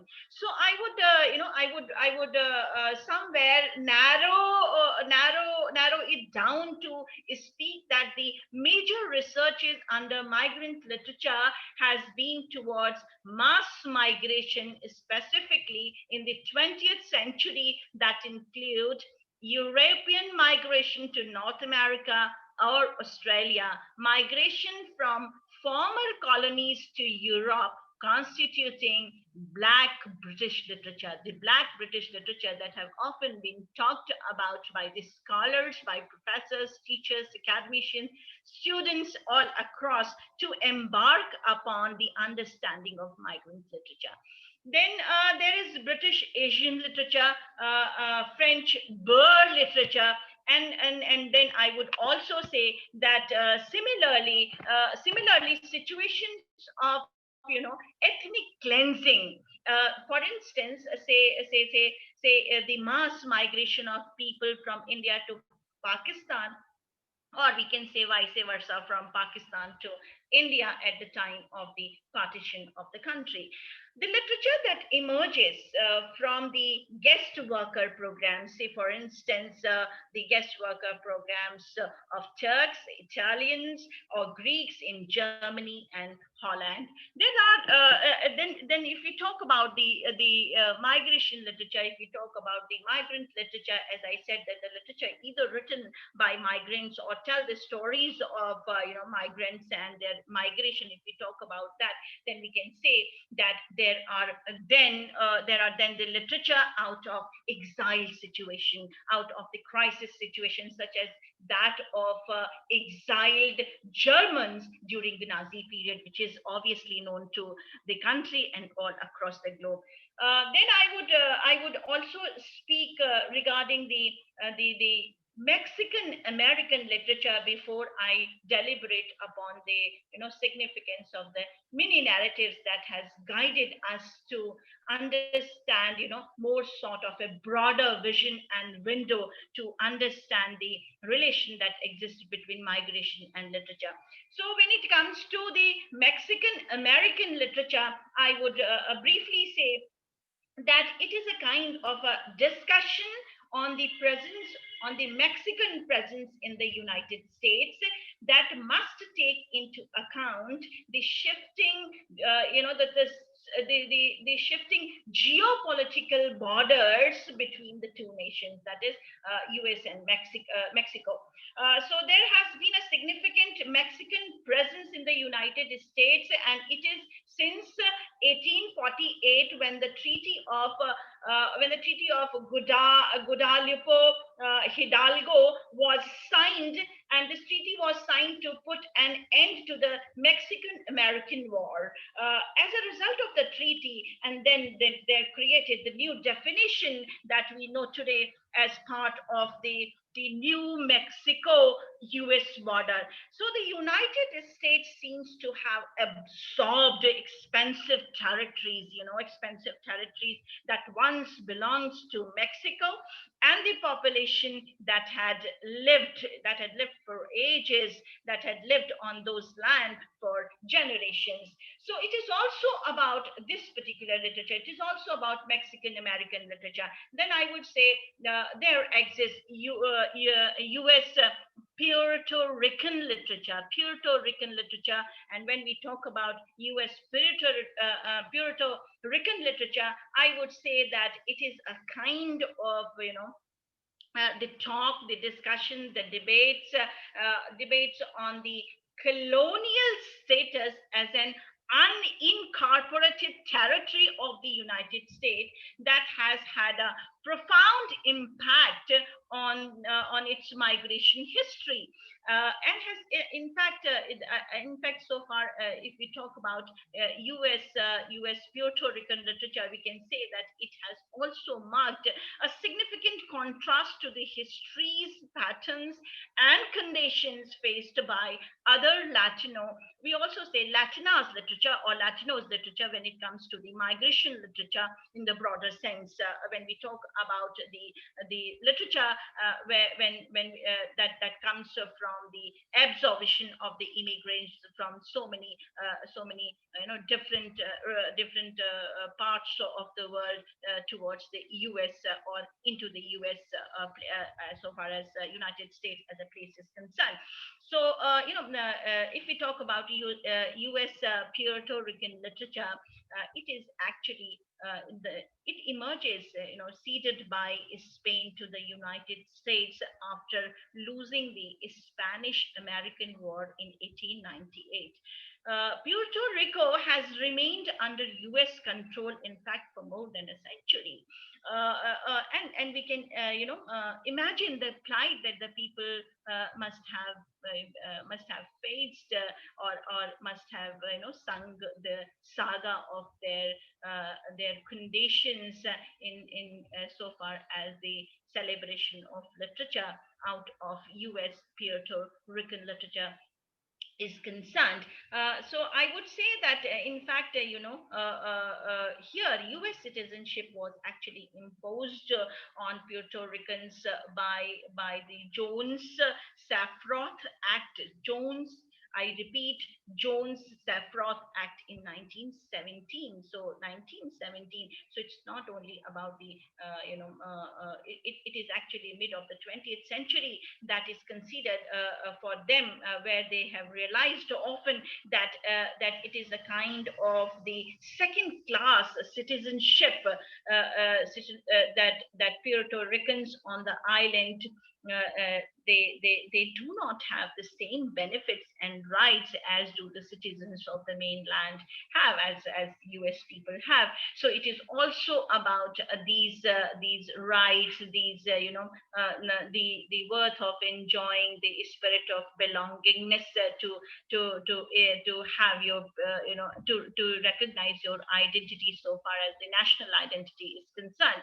Then there is the existing Dominican American literature. Dominican American literature, briefly, I would say Dominican American literature has been present in the United States since the 19th century. So I would take back the participants and scholars to make a note that it is not only about the mid 20th century when people have started talking about the migrant literature or the relationship between the migration and literature, but also about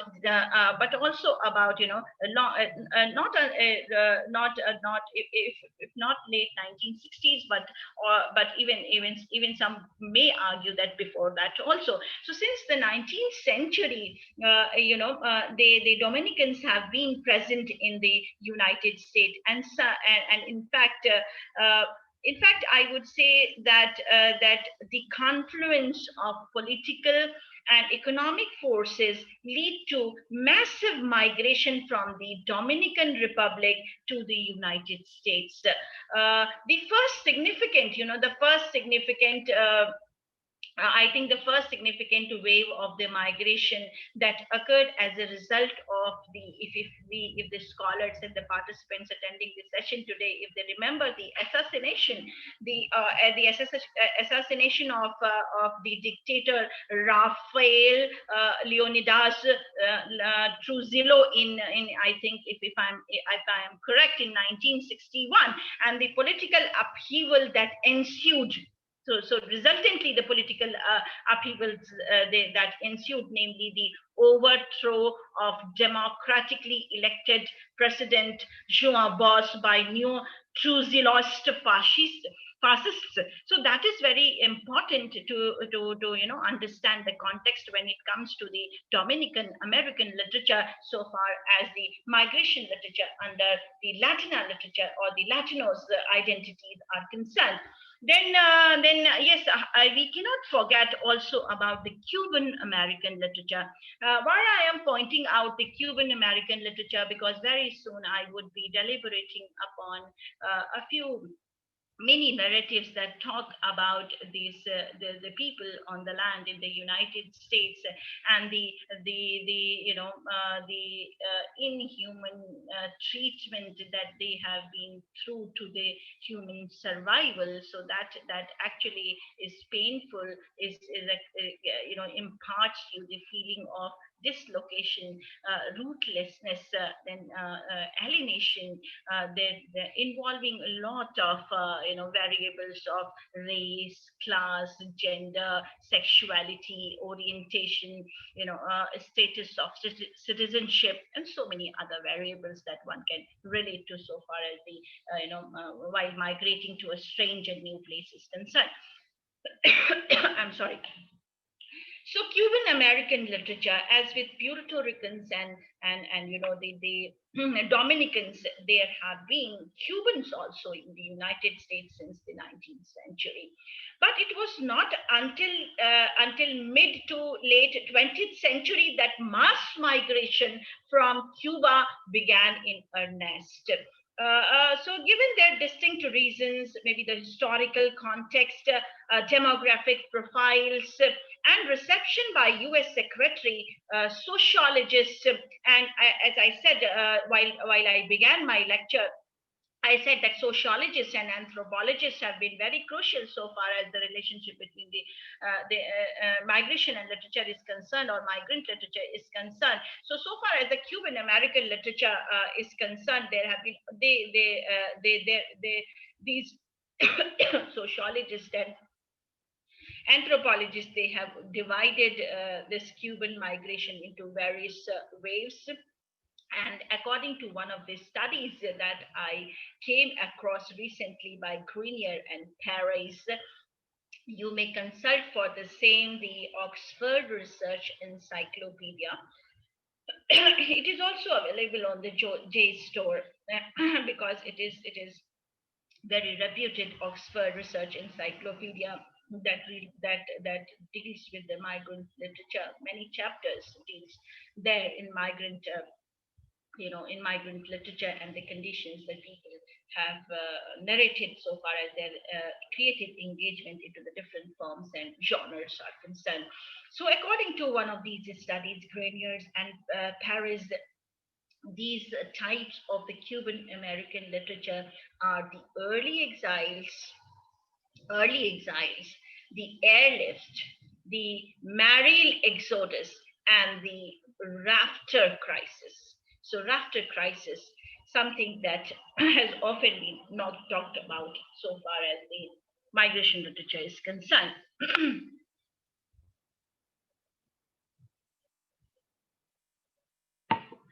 Then I would talk about the US Central American literature and Southern Cone.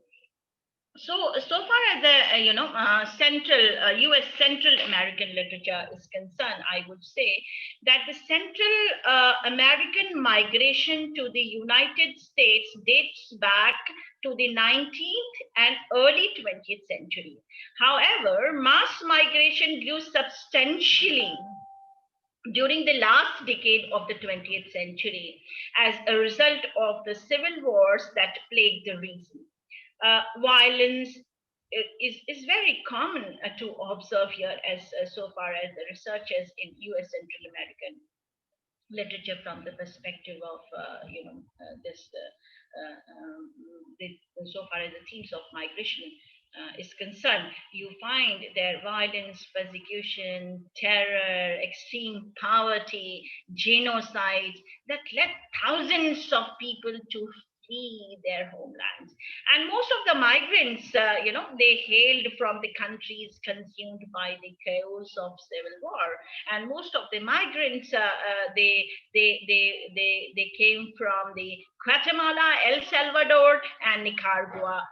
Though others were there in the region, of course, they were also affected, and that says the experience of migration as a survival mechanism differed from the citizens of each country based on US migration policy towards them.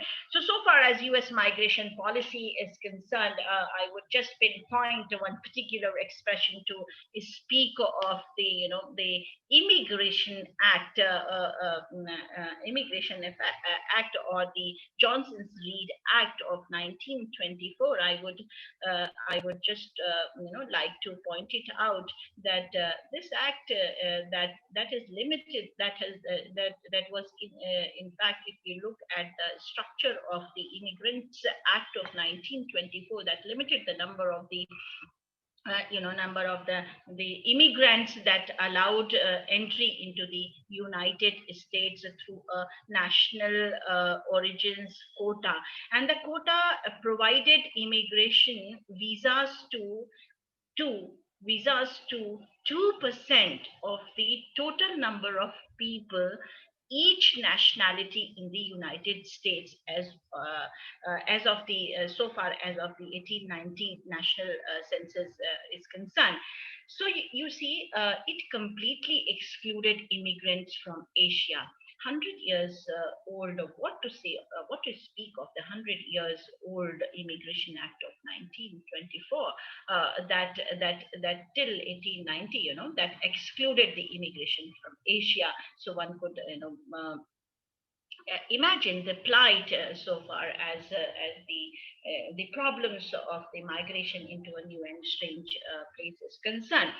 Then I would also briefly take a note on Southern Cone, migration from South America to the United States, and that has an extended history that dates back to the 19th century. This diverse subgroup among the Latina or the Latinos has received limited attention in comparison to others. So this is well explained by in part by the fact that these are smaller, less in number, smaller, and more dispersed a kind of the community or communities, I would rather say, and more recently established immigrant communities. And in addition, the literary and cultural production of US South Americans has been slower so far as its emergence as part of the migrant literature is concerned.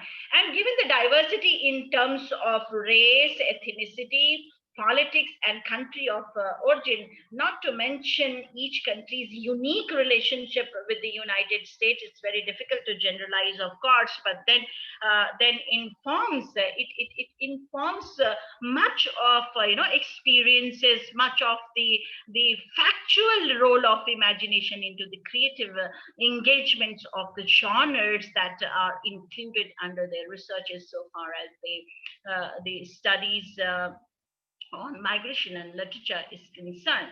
Moving on to the corpus that has guided us to understand the migrant literature, I would say that migrant literature, in fact, if you overall look at migrant literature, is a guided, it is a guided corpus of thoughts that embodies social context in the migrant's country of origin, which prompt them to leave. It focuses on the experience of migration itself, on the mixed reception obviously that is needless to say, as I said in the beginning, that it also obviously includes the part of cultural studies, which they may receive in the country of the arrival once they migrate into a new place. So the kind of the reception they have in the places where they newly arrive. On experiences of racism, there is much to speak on the experiences of racism and hostility, and on the sense of rootlessness, the sense of belongingness, and the search for identity, which can result from displacement and of course cultural diversity, as I said. So another aspect, another perspective that can be reflected upon the migrant literature can be the colonial setups and the non-colonial setups both. Sometimes the non-colonial setups, the literature that comes from the non-colonial setups has been squintly pointed and talked about. So I would rather include both of them to begin and say that colonialism has been read and observed as a setting that resulted in the migration of a large number of people, either within the colonies or from them to the imperial center, if we talk broadly, say Britain and France. So so therefore migrant literature and the post-colonial literature, they show some considerable considerable overlap, and if we say that if we try to to relate, understand, and differentiate, we can say that not all migration that take place in the in the colonial setting, and not all literature deals with the migration. So what is important is to understand the question that arises as to what extent post-colonial theory speaks of literature of non-colonial setup. So that is very important, and I would say the best example can be the presence of the Gaster-Beater communities in Central Europe. So that is not a result of the colonialism. So why to exclude and why not to talk about that also? So yet their literature, they does have much in common with migrant literature. So say British Asian literature. So far as the categories of migrant literature, the studies are concerned, I can say that these categories, they are standardized in relation to post-colonial theory, and therefore there are many terms, many theories that have often been implemented, related, and talked about to understand the researches that establishes the relationship of the post-colonial theory and migration literature, or the relationship that exists between the migration and literature so far as the post-colonial theory is concerned. So while there are some that are precisely scoped to deal with non-colonial settings as well, and then so when it comes in all these sense, I would say that we find displacement literature, therefore. So that is one of the very, very recurring themes in the post-colonial theory. So we find displacement literature that emerged from the post-colonial theory that focuses on migration situation pertaining to physical displacement, both kind of displacement, physical displacement, as well as with a sense of being socially or culturally out of place. So both the things are there. The kind of the challenges and the reconciliation to the prospective arrival of places the migrants are looking for, so far as their physical settings are concerned. The search for home is concerned, the search for basic amenities are concerned, the search for food and survival is concerned, and it is also about the sense of being socially or culturally out of place, not being identified as I said, that in some cases the kind of the second-class citizenship that people have to face. So while talking about these dynamics on migrant literature, there of course exists some other dynamics of migrant literature that perhaps the students need to think of and work out and carry more cross studies, more potent studies, more studies of substance, and the noviceness that could reflect upon out of the migrant literature. So,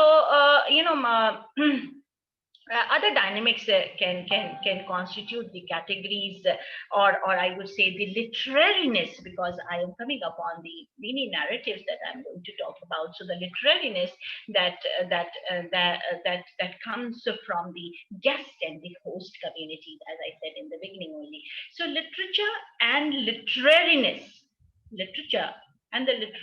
that is the devices that have been used, the thematic concerns that have been used, the aestheticism, where the imagination has played a very pivotal role in conceptualizing the factual narration, contributing to the different different sides and insights, or I would rather say unusual insights of the migrant experiences that these literatures have reflected upon. So literature and literariness composing emigrant perspective. I'm saying emigrant, that is EMI, emigrant perspective, and not the immigrant perspective. So when it comes to the emigrant perspective, I would briefly pinpoint for the students who are attending the session that it is actually the migrants who have focused backwards, back to the country of the origin, and then literature focusing immigrant perspective. So it is I now. So IMMIGRANT, immigrant perspective of the migrant voices who is looking for the reconciliation with the with the prospective, with the futuristic, or with the prospects of permanent residence in the country of arrival. So in relation to work migration, as so far as the work migration is concerned, that again says and narrate stories that alter the experiences of the humanities, so far as the understanding and the relationship between the migration and literature is concerned. I would rather say that it can be categorized on the very basic root skeletal structure that the migration literature has, for instance, as primary and secondary migration. So briefly to explain that the primary, where mostly in case of the patriarchal setup of society, when father has to leave house in search of work and job, in search to look after the family. So that is the primary one. And the secondary one, when when the relatives, the wife, the children, they are leaving to cope of so many challenges once their father has left their place of home in search of the work, specifically in maybe out of so many socio constructs or cultural constructs, maybe out of so many challenges that the society might have, or the particular individual has faced in a particular situation. So it's about that kind of the difference that lies between the primary and secondary perspective of the migration literature. As I said, that in relation to the work migration, it is very common, specifically for the father in a family. Typically, the father, I would say, because in most of the countries all across, there have been a lot of the patriarchy that have existed for long, and the generation, if not to speak completely, but to a greater extent.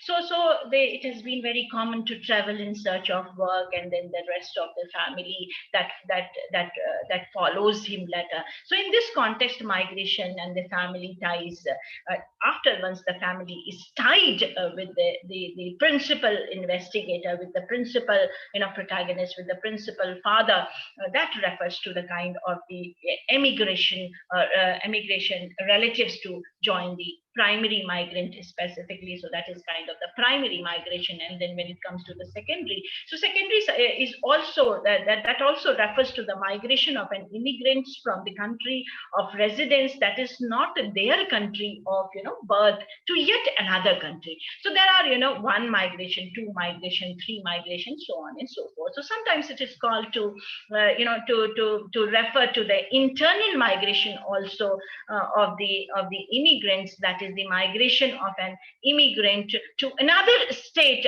within the country of the residence. For instance, you see, very glad to speak of the exodus, show that we have in the state of Uttar Pradesh, Bihar, and in the state of Punjab and so many other states in the country, out of the corona crisis, out of the pandemic that have derailed the entire humanity all across the globe is concerned. So, you see, after the coronavirus lockdown was implemented, lakhs of migrants have been walking, cycling, or traveling, in various precarious ways to cross hundreds, if not to speak of the, thousands of kilometers to get home, to get survival, to get, feelings of belongingness, to, to remain close to the people in the house. So, it was massive in nature. And despite the pull of city or a job far away from home and its promise, of course, the place of work that must have, I'm sure, promised them for a better life, or you say the rootlessness and vulnerability in the places they migrate to remains. So, what is exactly expressed poignantly is very much evident, very importantly evident, very significant and remarkable when we look at the mini narratives that we have amidst all of these, calamity, crisis situation, or the literature that constitute the body of, the migrant literature, or the relation that highlights the relationship between the migration and literature. So similarly, there exist first and second generation migrants. So I would rather say that the first generation migrants are those the adults one who themselves made the move from one country to another, and second generation are the children of the migrants who were either very young at the time of the migration or were born in the country of arrival. So the perspective across the generations can differ enormously. So it is varied. In fact, some of the critics they have even used the term third generation also, third generation migrants also. So the study is actually very vast, and it is highly, sometimes it is questionable whether this is meaningful, whether this is this is to make more sort of cultural distinctive values that probably more useful to speak of the established ethnic minority. So out of all these insights and the establishments under migrant literature, there exist some specific terms like between cultures, hybridity, bilingual theory, and then related terms on say aesthetic interventions and the role of imagination in the times of transformation constituting the body of migrant literature. And when we talk about between cultures, that is the literature of second generation that creates a location, that is called between two cultures. Sometimes it is also technically called interstitial space.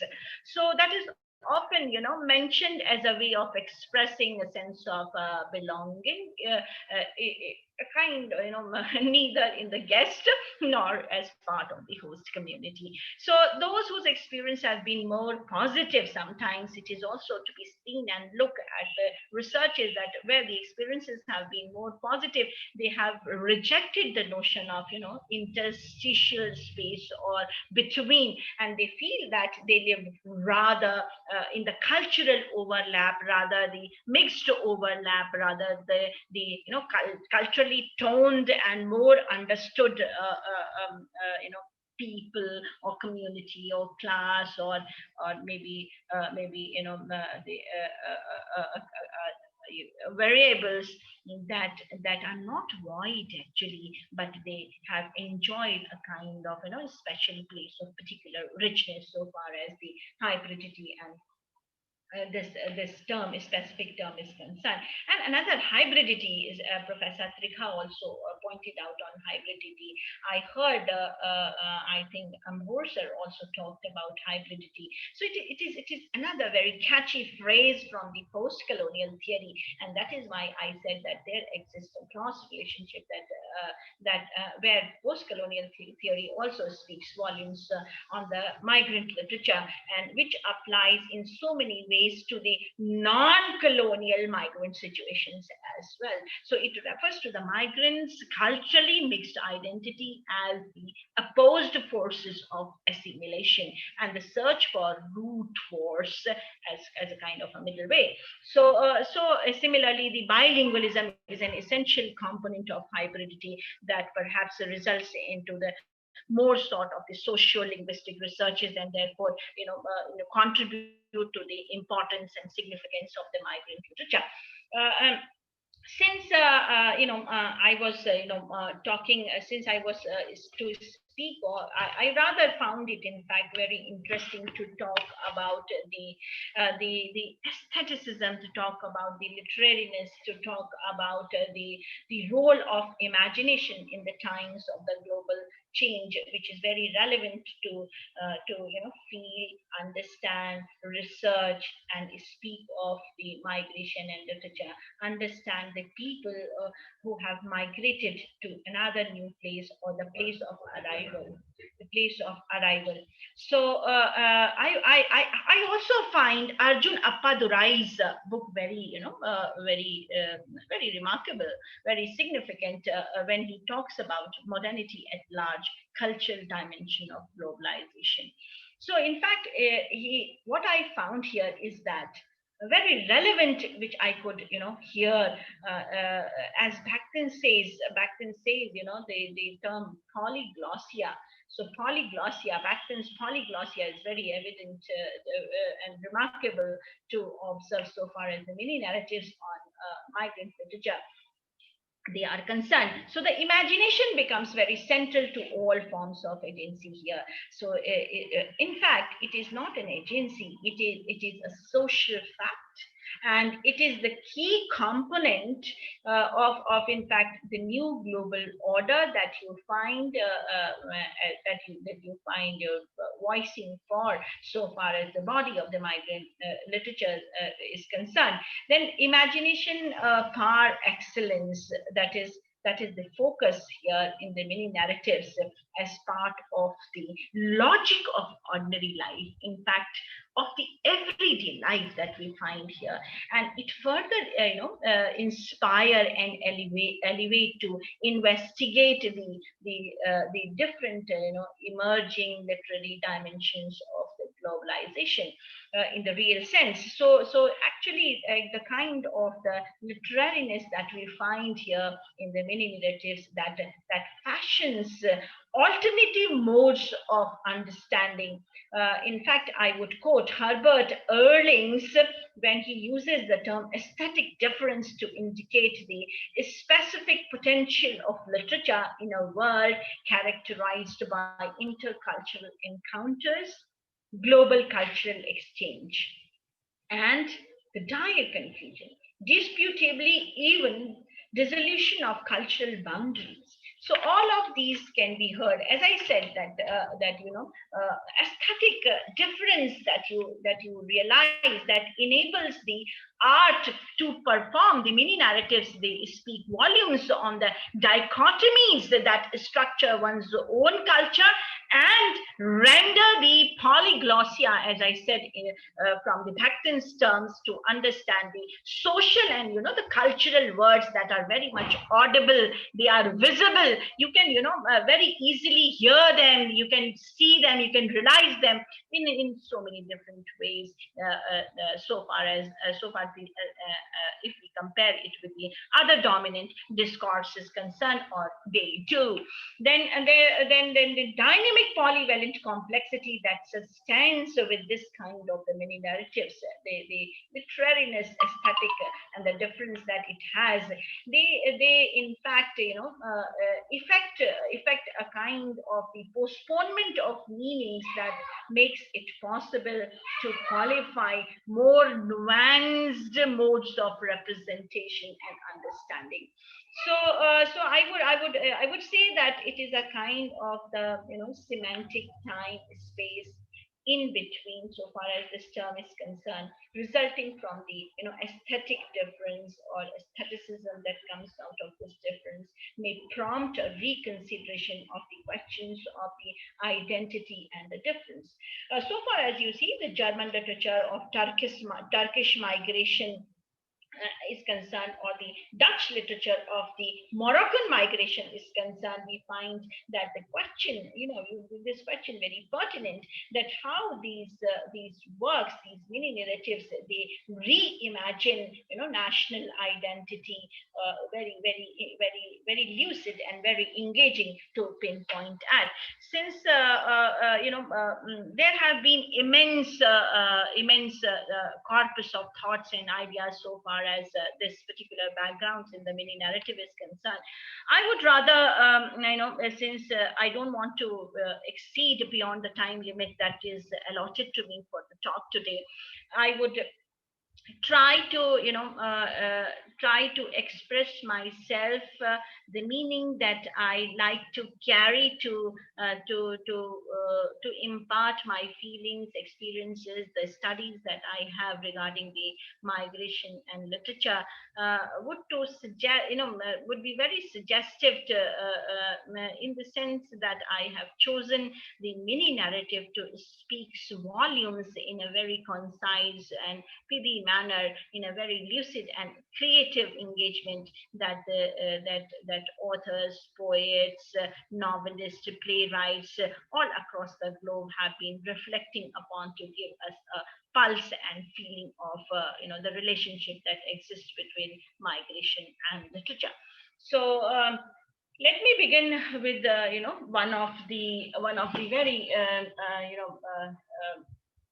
very catchy. In fact, I would say, there's a lot of agony involved, the agonizing spirit of the human that is involved with these mini narrative. They speaks volumes, and you sometimes become, speechless to beyond any limits to discuss or realize academically the importance and significance of such a relevant topic that shall have been, that shall go into the long distance, that shall go into deep researches to bring about the importance of interdisciplinary researches so far as these two disciplines are concerned. I would take a poem by Wong Ping. I would take a poem by Wong Ping that says, "Things we carry on the sea." The title of the poem is "Things We Carry on the Sea." The poem I read for the participants and the scholar. I am just hopeful they would be able to, give more heart, more realization, more spirit to the understanding of migration and literature. The poet says, "We carry tears in our eyes. We carry tears in our eyes. Goodbye, father. Goodbye, mother. Goodbye, father. Goodbye, mother. We carry soil in small bags. We carry soil in small bags. May home never fade in our hearts. We carry names, stories, memories of our villages, fields, boats. We carry scars from proxy wars of greed. We carry carnage of mining, droughts, floods, genocides. We carry dust of our families, neighbors, incinerated in mushroom clouds. We carry our islands sinking under the sea. We carry our hands, feet, hearts, and best minds for a new life. We carry diplomas, medicine, engineer, nurse, education, math, poetry, even if they mean nothing to the other shore. We carry railroads, plantation, landromats, board gas, taco trucks, farms, factories, nursing, homes, hospitals, schools, temples built on our ancestors' back. We carry old homes along the spine, new dreams in our chest. We carry yesterday, today, and tomorrow. We are orphans of the war. Mind it, the poet ends the poem with, we are orphans of the wars forced upon us. We are refugees of the sea, rising from industrial waste, and we carry our mother tongue. So, nothing to explain the kind of the intervention or the role of actual imagination and the reality that it reflects upon so far as the migrant literature is concerned. Then there is another very in fact, so far as our own country India is concerned, I would take another 5 to 7 minutes to speak of many narratives that has soul and heart of the migrant people, and it speaks of so many variables: ethnicity, gender, race, class, the rootlessness, sense of belongingness, the national identity, and so many, hybridity, the modes and forms of the reception of the different cultural settings that they have faced across, and the reconciliation they are looking forward to the prospective places or the new places of arrival. This is another poem which I got from the Wire, and it is written by Sumangala Damodaranji.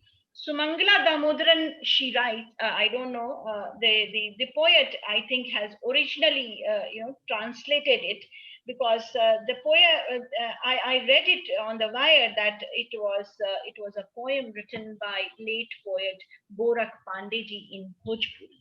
So it was written in the local dialect that the regions of Uttar Pradesh, frequent regions of Uttar Pradesh have. It was written in Bhojpuri and was later translated perhaps by the poet Sumangala Damodaranji. It begins like that. Original poem begins like that. Suttal rahlin sapnan ek dekhlin. Suttal rahlin sapan ek dekhlin. Sapan man bhavan ho sakhiya. फुतली किरनिया पूरब असमनवा. Phutali kiraniya purab asmanwa, that is sky. Ujar ghar angan ho sakhiya. Akhiyan ke nirwa bahal khet sunwa. To khet bahil apan ho sakhiya.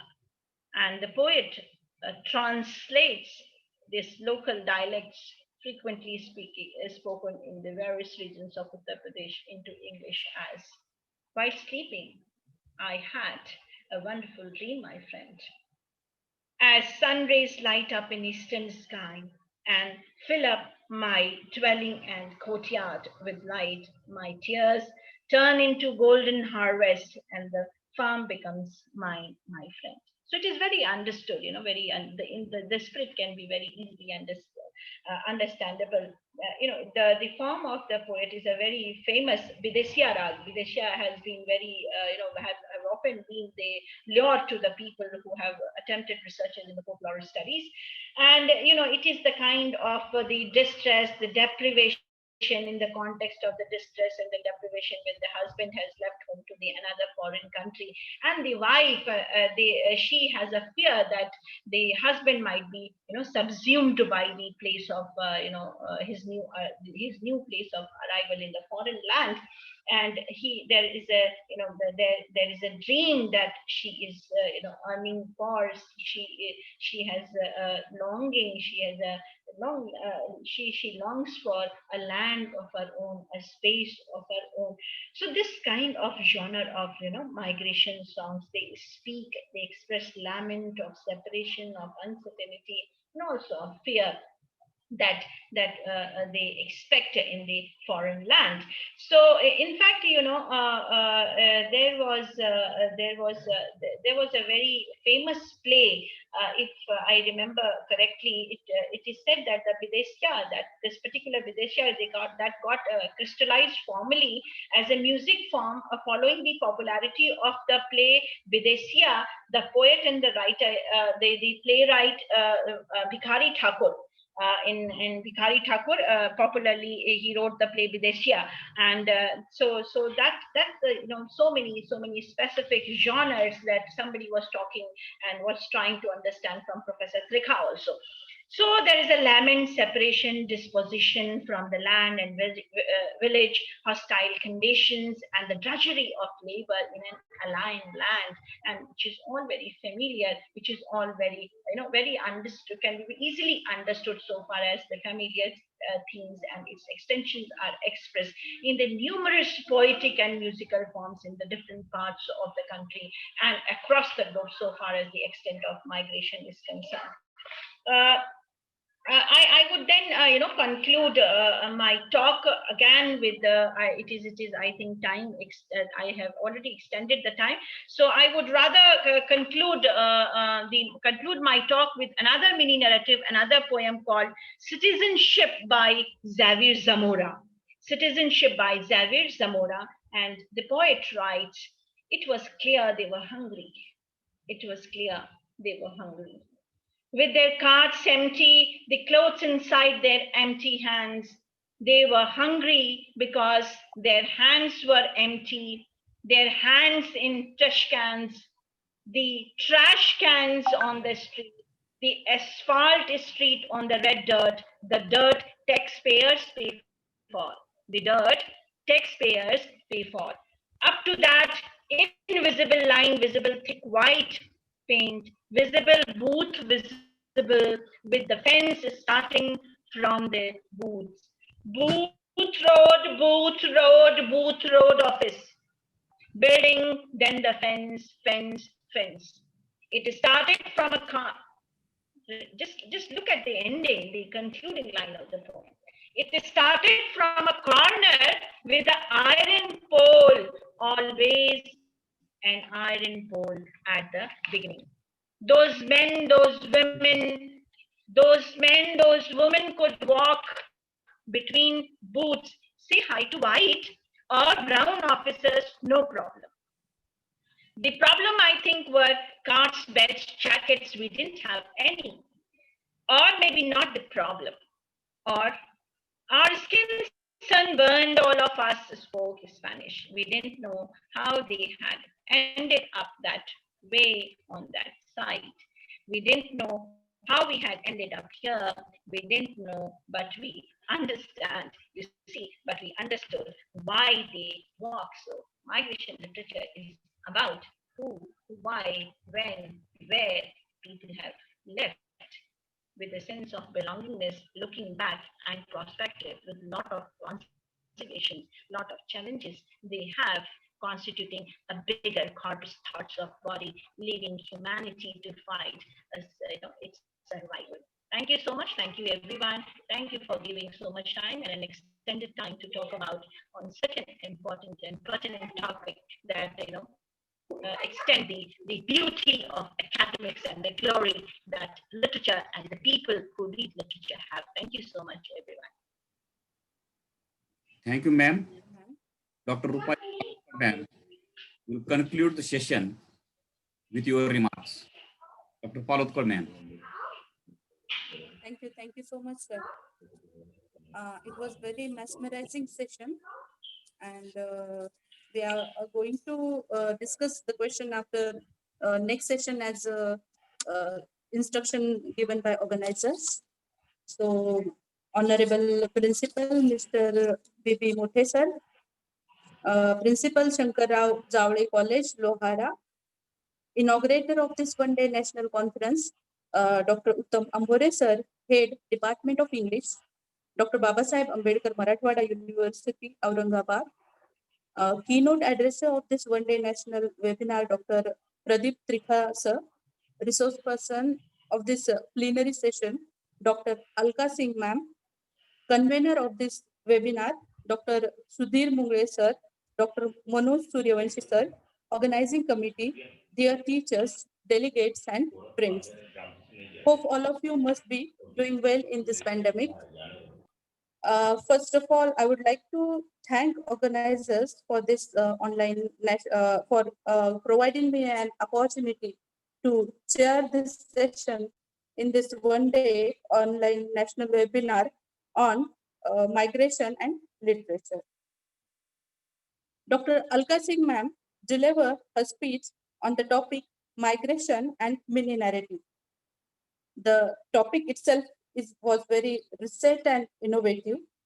I would like to congratulate ma'am for this insightful session.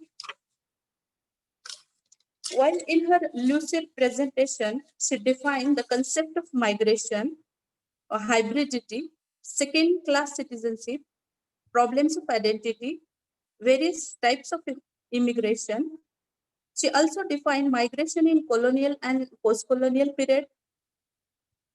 Actually, the reason of migration in colonial and post-colonial period may be economical, political, self-imposed, forced migration, and all these topics she discussed in her speech. She, in her presentation, she defined the chief characteristics of mini narratives and explored various issues in these narratives. As ma'am defined, the migration is emerged from migrant about migration. Actually, migration is a movement of people from one place to another place, which may be temporary and permanent, or it may be within a border, as ma'am said, it may be within a border of the same nation, and it is called internal migration, or it is a transnational migration. It means from one country to another country. Most of the times, she also told about the synonymous word used for migration, immigrant, migrant, and another word is there, diaspora.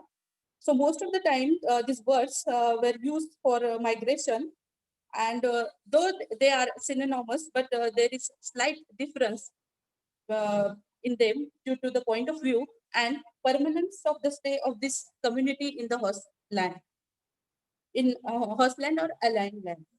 The community of these people who settle in alien land, leaving their ethnic homeland, are called as diaspora or a migrant. And migration or a diaspora discourse is a very significant topic in this era of globalization. Today, this globalization has created great amount of opportunity in various fields of human development. Many people are migrating the world over for different reasons such as job, education, and trade, and many more. Actually, these diaspora communities or migrants share common issues, means not diaspora, they are same synonymous words, but diaspora communities maybe South Asian diaspora, African American diaspora. So they share some common issues such as you said, belonging to homeland, nostalgia, isolation, ethnicity, race, gender, culture, identity crisis, cultural dislocation, and these issues were reflected in these diasporic narratives or migrant narratives. So it is one of the significant topic, ma'am very lucidly presented. It, as Jumpalari says, it is a very, in her her short story collection is there, Unaccustomed Earth. She says it is a very difficult to spread roots in unaccustomed earth. So I again would like to congratulate ma'am for the amazing presentation.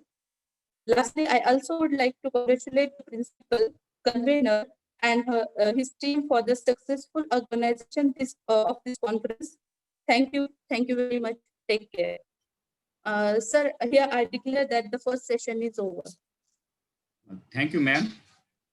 Dr. Alka Singh, ma'am, has presented their session with multidisciplinaries and with various factors worldwide, which is described in their presentation. Thank you, Dr. Rupali Palodkar, ma'am. I once again thank you, both of you, and all the participants for your patient listening. Dear participants, now it's time for second plenary session. The speaker for this session is Dr. Srikant Mohan Rao, who is from Head Department of English, Government First Grade College, Manali District, Bidar. He will speak on mapping contemporary migration literature. First of all, I would like to introduce Dr. Srikant sir. Dr. Srikant Mohan Rao has 2 books and 15 research articles to his credit. Dr. Srikant Mohan Rao is working as a BOS member of State Common Curriculum Committee. The chairman of this session is Dr. Santosh Chothaiwale sir, who is member Board of Studies in English, Dr. Babasaheb Ambedkar, Marathwada University, Aurangabad. I welcome both Srikant Mohan Rao sir and Dr. Santosh Chothaiwale sir to accept our invitation and for being a part of this academic event. Now it's time to hand over this second and last plenary session to Chairperson Dr. Santosh Chothaiwale sir. Chothaiwale sir. Hello. Good afternoon, everyone. This is Dr. Santosh Chothaiwale. I welcome Dr. Srikant Mohan Rao. Welcome you, sir.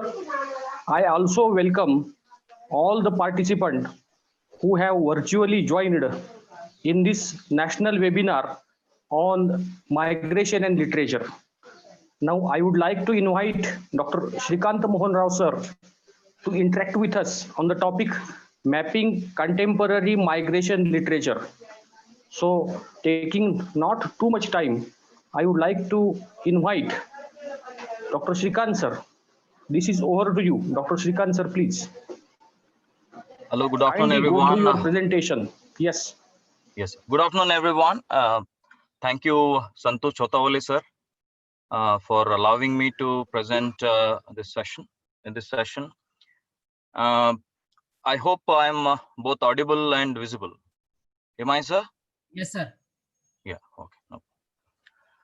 Okay, first of all, let me congratulate and thank the principal and the organizing committee for organizing such a wonderful seminar on a webinar on a wonderful topic, that is migration and literature. I also congratulate all the dignitaries like Professor Ambhore sir, Professor Trikha sir, and Professor Alka Madam ji, who shared one particular session on a different platform, that is of research methodology, the other day. She presented it in a very insightful way. I congratulate her once again. And I also thank the principal and the organizing committee, and especially Professor Manoj Somvanshi sir, personally inviting me to the session and giving me an opportunity to present my ideas on this platform on the topic that which I have chosen, that is mapping contemporary migration literature. So I just want to share the screen, sir. I just want to show the PPT.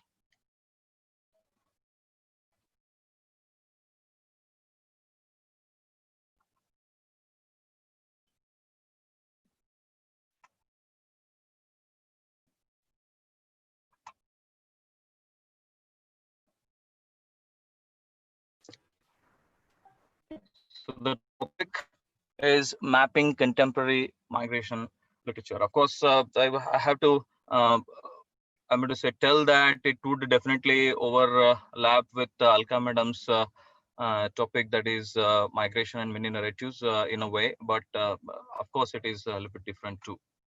So before I begin this session, I would like to tell you all that the whole talk is divided into 3 parts. The first, I'll be talking on migration and categorization of migration, and there's one particular theory called push and pull theory in migration studies that I'll just talk on. In the second part of my talk, I'll talk on migration literature, which is core topic, and under which I'll talk on the settings, themes, and categories which are which come under migration literature. And at the end, I'll talk on some books which are seminal, which laid the foundation of migration literature, and which are contemporary enough. And at the end, we'll talk about film literature, if at all we consider film as a text. So there are n number of films, very seminal films I'll talk on, which picturized the conditions of migration in those films. So let me begin this talk with a very famous statement given by British Black women writer. Her name is Warsan Shire on home. She says, "No one leaves home unless home is the mouth of a shark." This particular statement is very much relevant now, just because there is a kind of an illusion that runs in the mind for the reader that the destination country which troubles more, and the experiences of migrants, they are expressed in different genres. But I tell you, it is not just only we can say destination country which troubles them, but I tell you, it's the beginning of their journey that which starts with the home, which troubles them a lot. It is maybe there are a number of we can say factors responsible for such a migration. It is religious maybe, or a political, or economical, environmental. There are n number of factors which in a way which start from home only, and from there the trouble begin, and which make one person to qualify as a migrant. So that is the reason, Warsan Shire, she says, when home becomes a mouth of a shark, then there's no other option left for a person other than leaving home. Moving on, there's one more statement which is given by Jhumpa Lahiri, a very famous diasporic writer, in her particular book called Facing History and Ourselves. She, in a way, picturizes the condition of the second generation migrant whose ancestor far away, I'm going to say in the past, they moved on to one particular country, and these offsprings, either they were born in the country from where their ancestors began their journey, or sometimes those offsprings, and they were born over there in the destination country. So the muddled condition, and we can say the oscillation of thoughts in the brain, that has been portrayed over here in this statement. Let me read this statement. Like many immigrant offspring, I felt intense pressure to be two things: loyal to the old world, fluent in the new, approved of on either side of the hyphen. So the offspring, maybe, it also applies to the first generation also. They are always there in oscillation. They are always there in the condition of chaos. They are always there in the condition of we can say in muddle, we can just call it as. So they try to negotiate between the past, the tradition, and the old ancestry, and they try to negotiate with the new culture which they are already the part of. They have already assimilated themselves. So this condition somewhere causes a trouble in their lives. That is the reason, as Alka Madam said, she rightly pointed out a point that they have got the sense of not belonging. They neither belong to the past nor belong to the present condition. So this has been beautifully stated over here in this particular book, Facing History and Ourselves, by Jhumpa Lahiri. So the question arises, who are these people? Why do they move? What are the factors which are responsible for such a migration? So that I think we have to ask ourselves. Let me begin this with a simple question. What is migration? Migration, in a way, is usually defined as geographical movement involving a change from the usual place of residence. So maybe now it is not only the geographical movement, it is also the emotional movement from the home to the destination that goes on, and they leave their home and settle in a very strange land. So migration involves two sets of places, that is of a home, that is origin, and that is of destination. And there are two kinds of population also that they get exposed to: the population which they left behind, the population which they see and who are about to welcome them. Migration involves the movement of people from one place to another with the intention of settling, maybe permanently or temporarily, at a geographical location.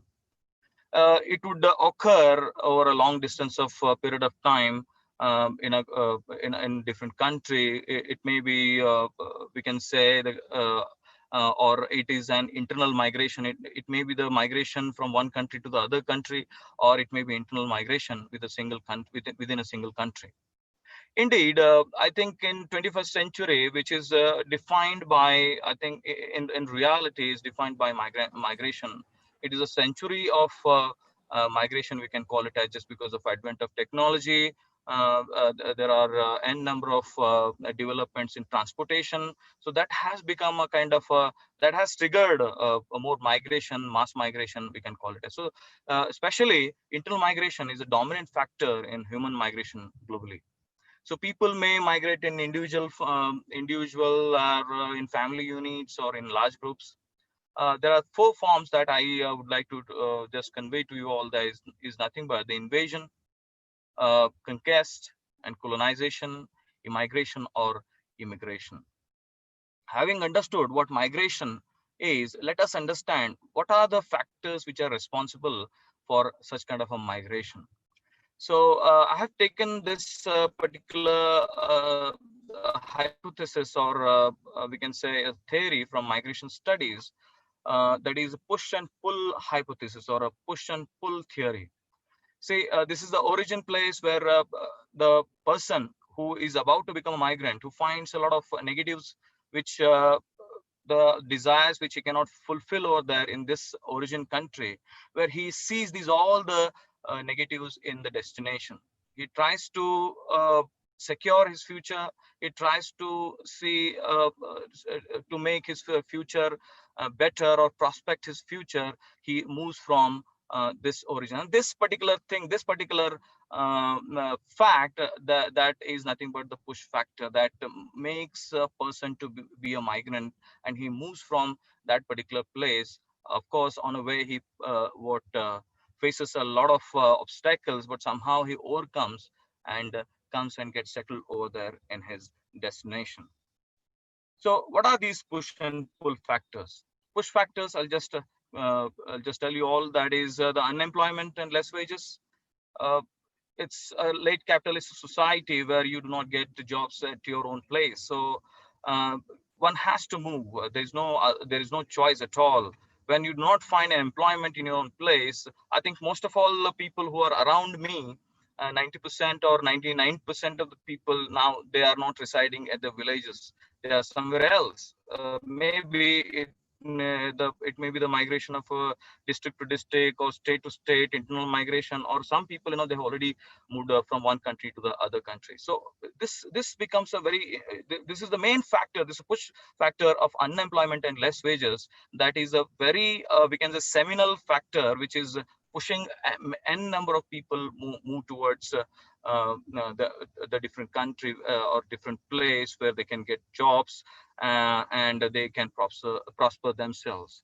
The next one is poverty and inadequate land. This applies to a lower strata or lower class people who do not have land at all. If at all they have got, at least they can survive over there. They have to fill their belly, and somehow they have to survive. For that, they have to move out of their comfortable zones. So poverty and inadequate land becomes a very major push factor.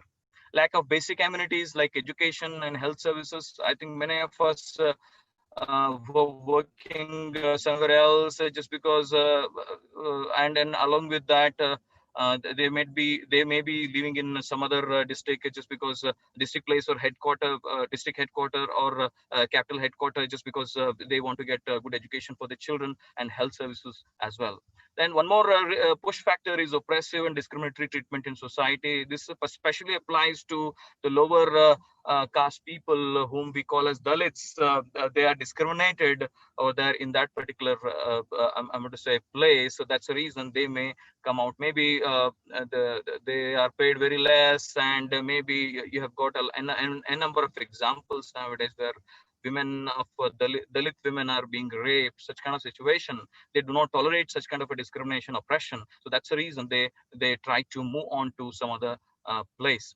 The other reason I'm going to say the push factor is nothing but natural hazards or epidemics.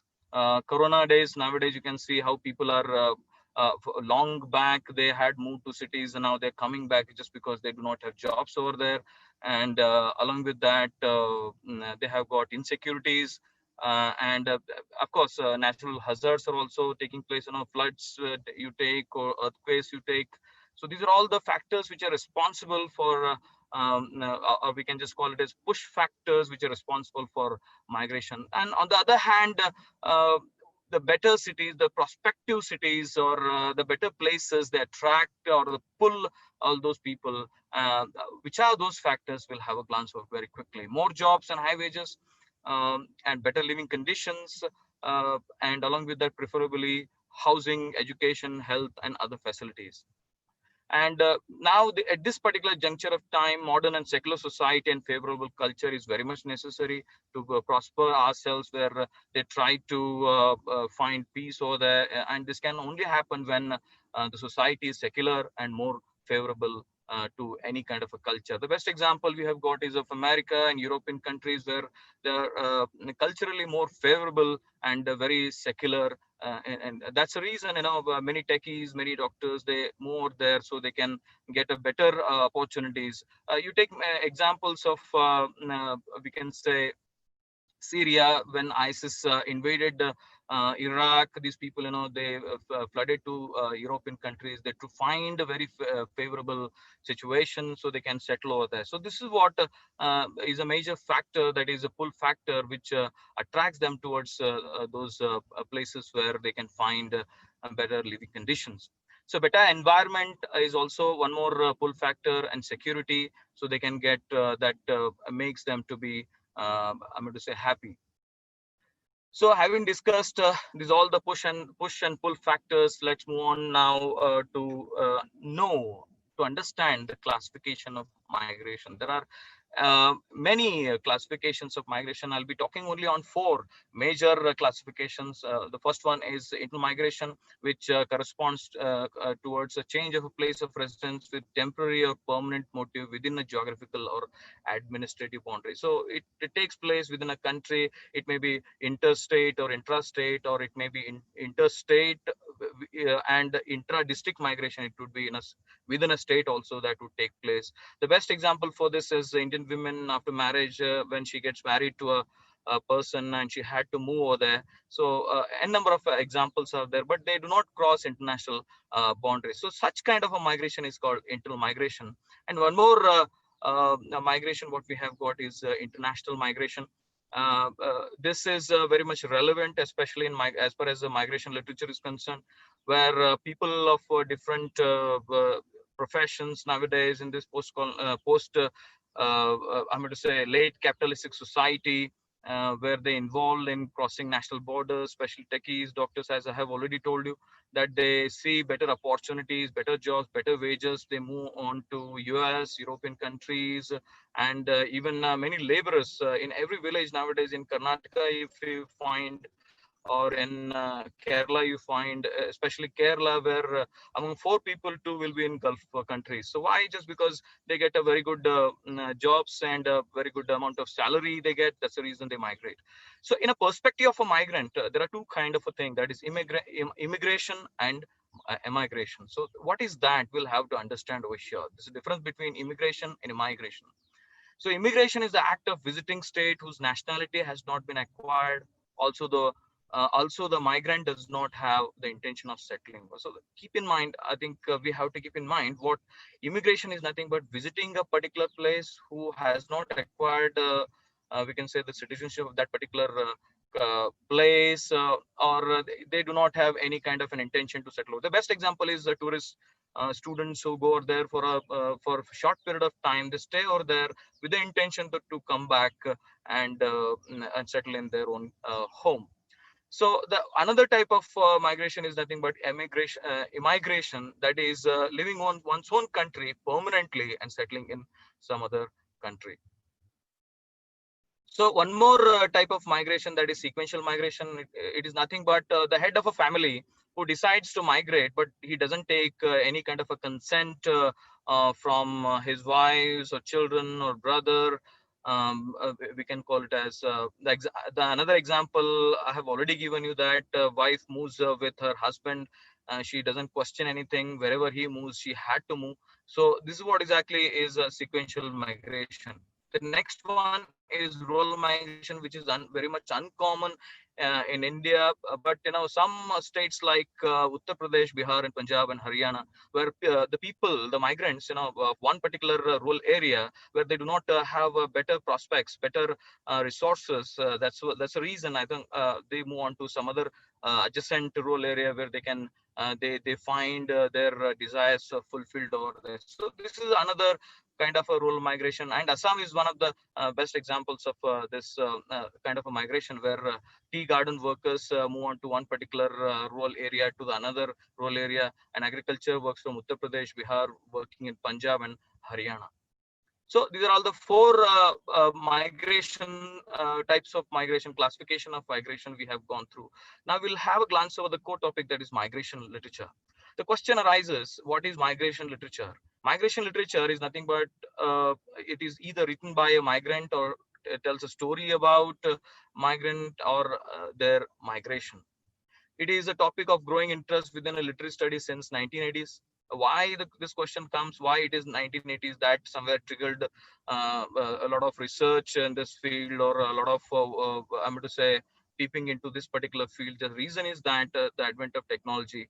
We have got a lot of aeroplanes now. In those days, it used to be not affordable a lot. Now it is affordable to travel from one country to another country very easily with a very meager amount of money.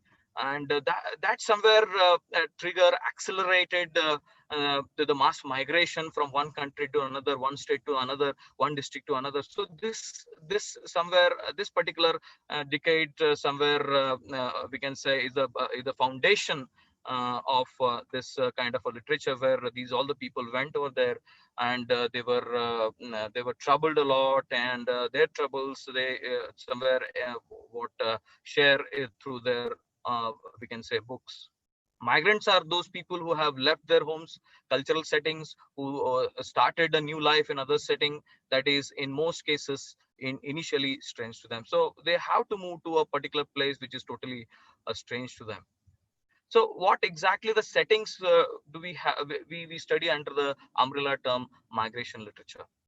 So any experience it may be of migration which qualifies one person to be an author of a migration literature.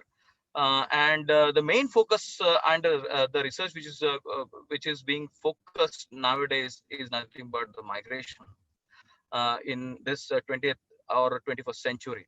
And a number of migrations, mass migrations, we can just call it as they are like European migration to North America or Australia, migration from former colonies to Europe, such kind of people who went over there and settled over there, especially the Black people.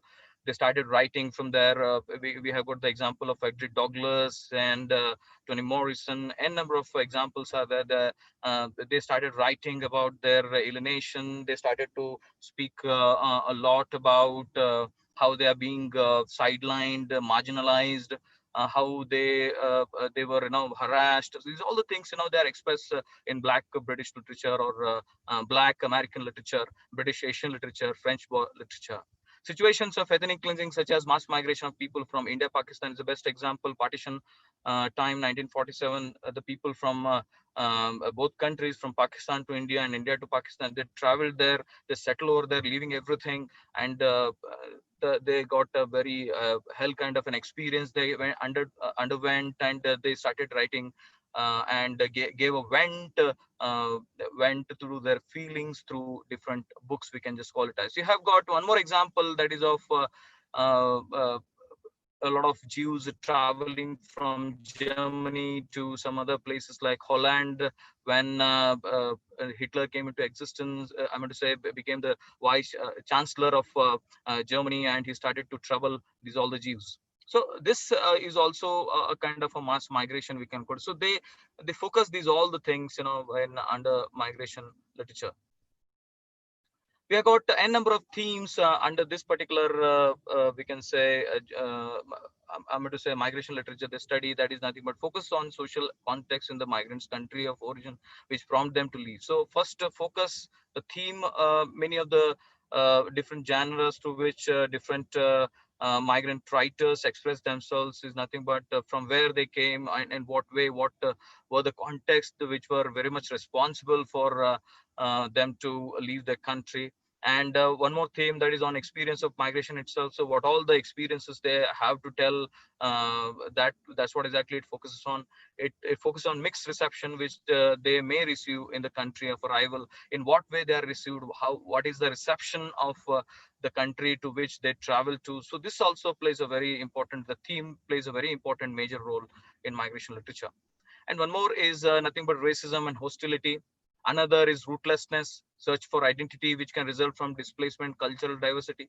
So these are all the themes that come under this particular section called migration literature. So as Alka Madam has already mentioned it, the relationship between post-colonial literature, how post-colonial studies is very much related to migration literature. In a way, we can call it as migration literature and post-colonial literature, they go hand in hand. But in a way, on other hand, if at all we just look at it in a different way, in a way they do not have that connection as well. Just because some we can say colonialism, whenever colonialism took place, it creates a settings which result in migration, large number of people either within the colonies or from them to imperial center. Consequently, migrant literature and post-colonial literature show some considerable overlap. So there is an overlap in between we can say migration literature and post-colonial studies. Sometimes post-colonial studies we can say expresses the feeling, the experiences of migrant, and sometimes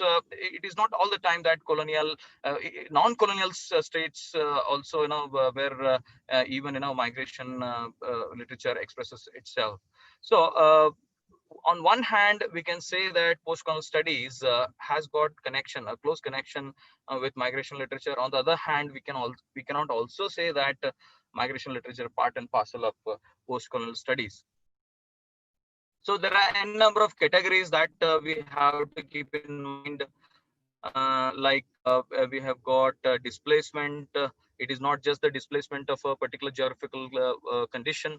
It is also the displacement of culture. It is also the displacement of feelings. So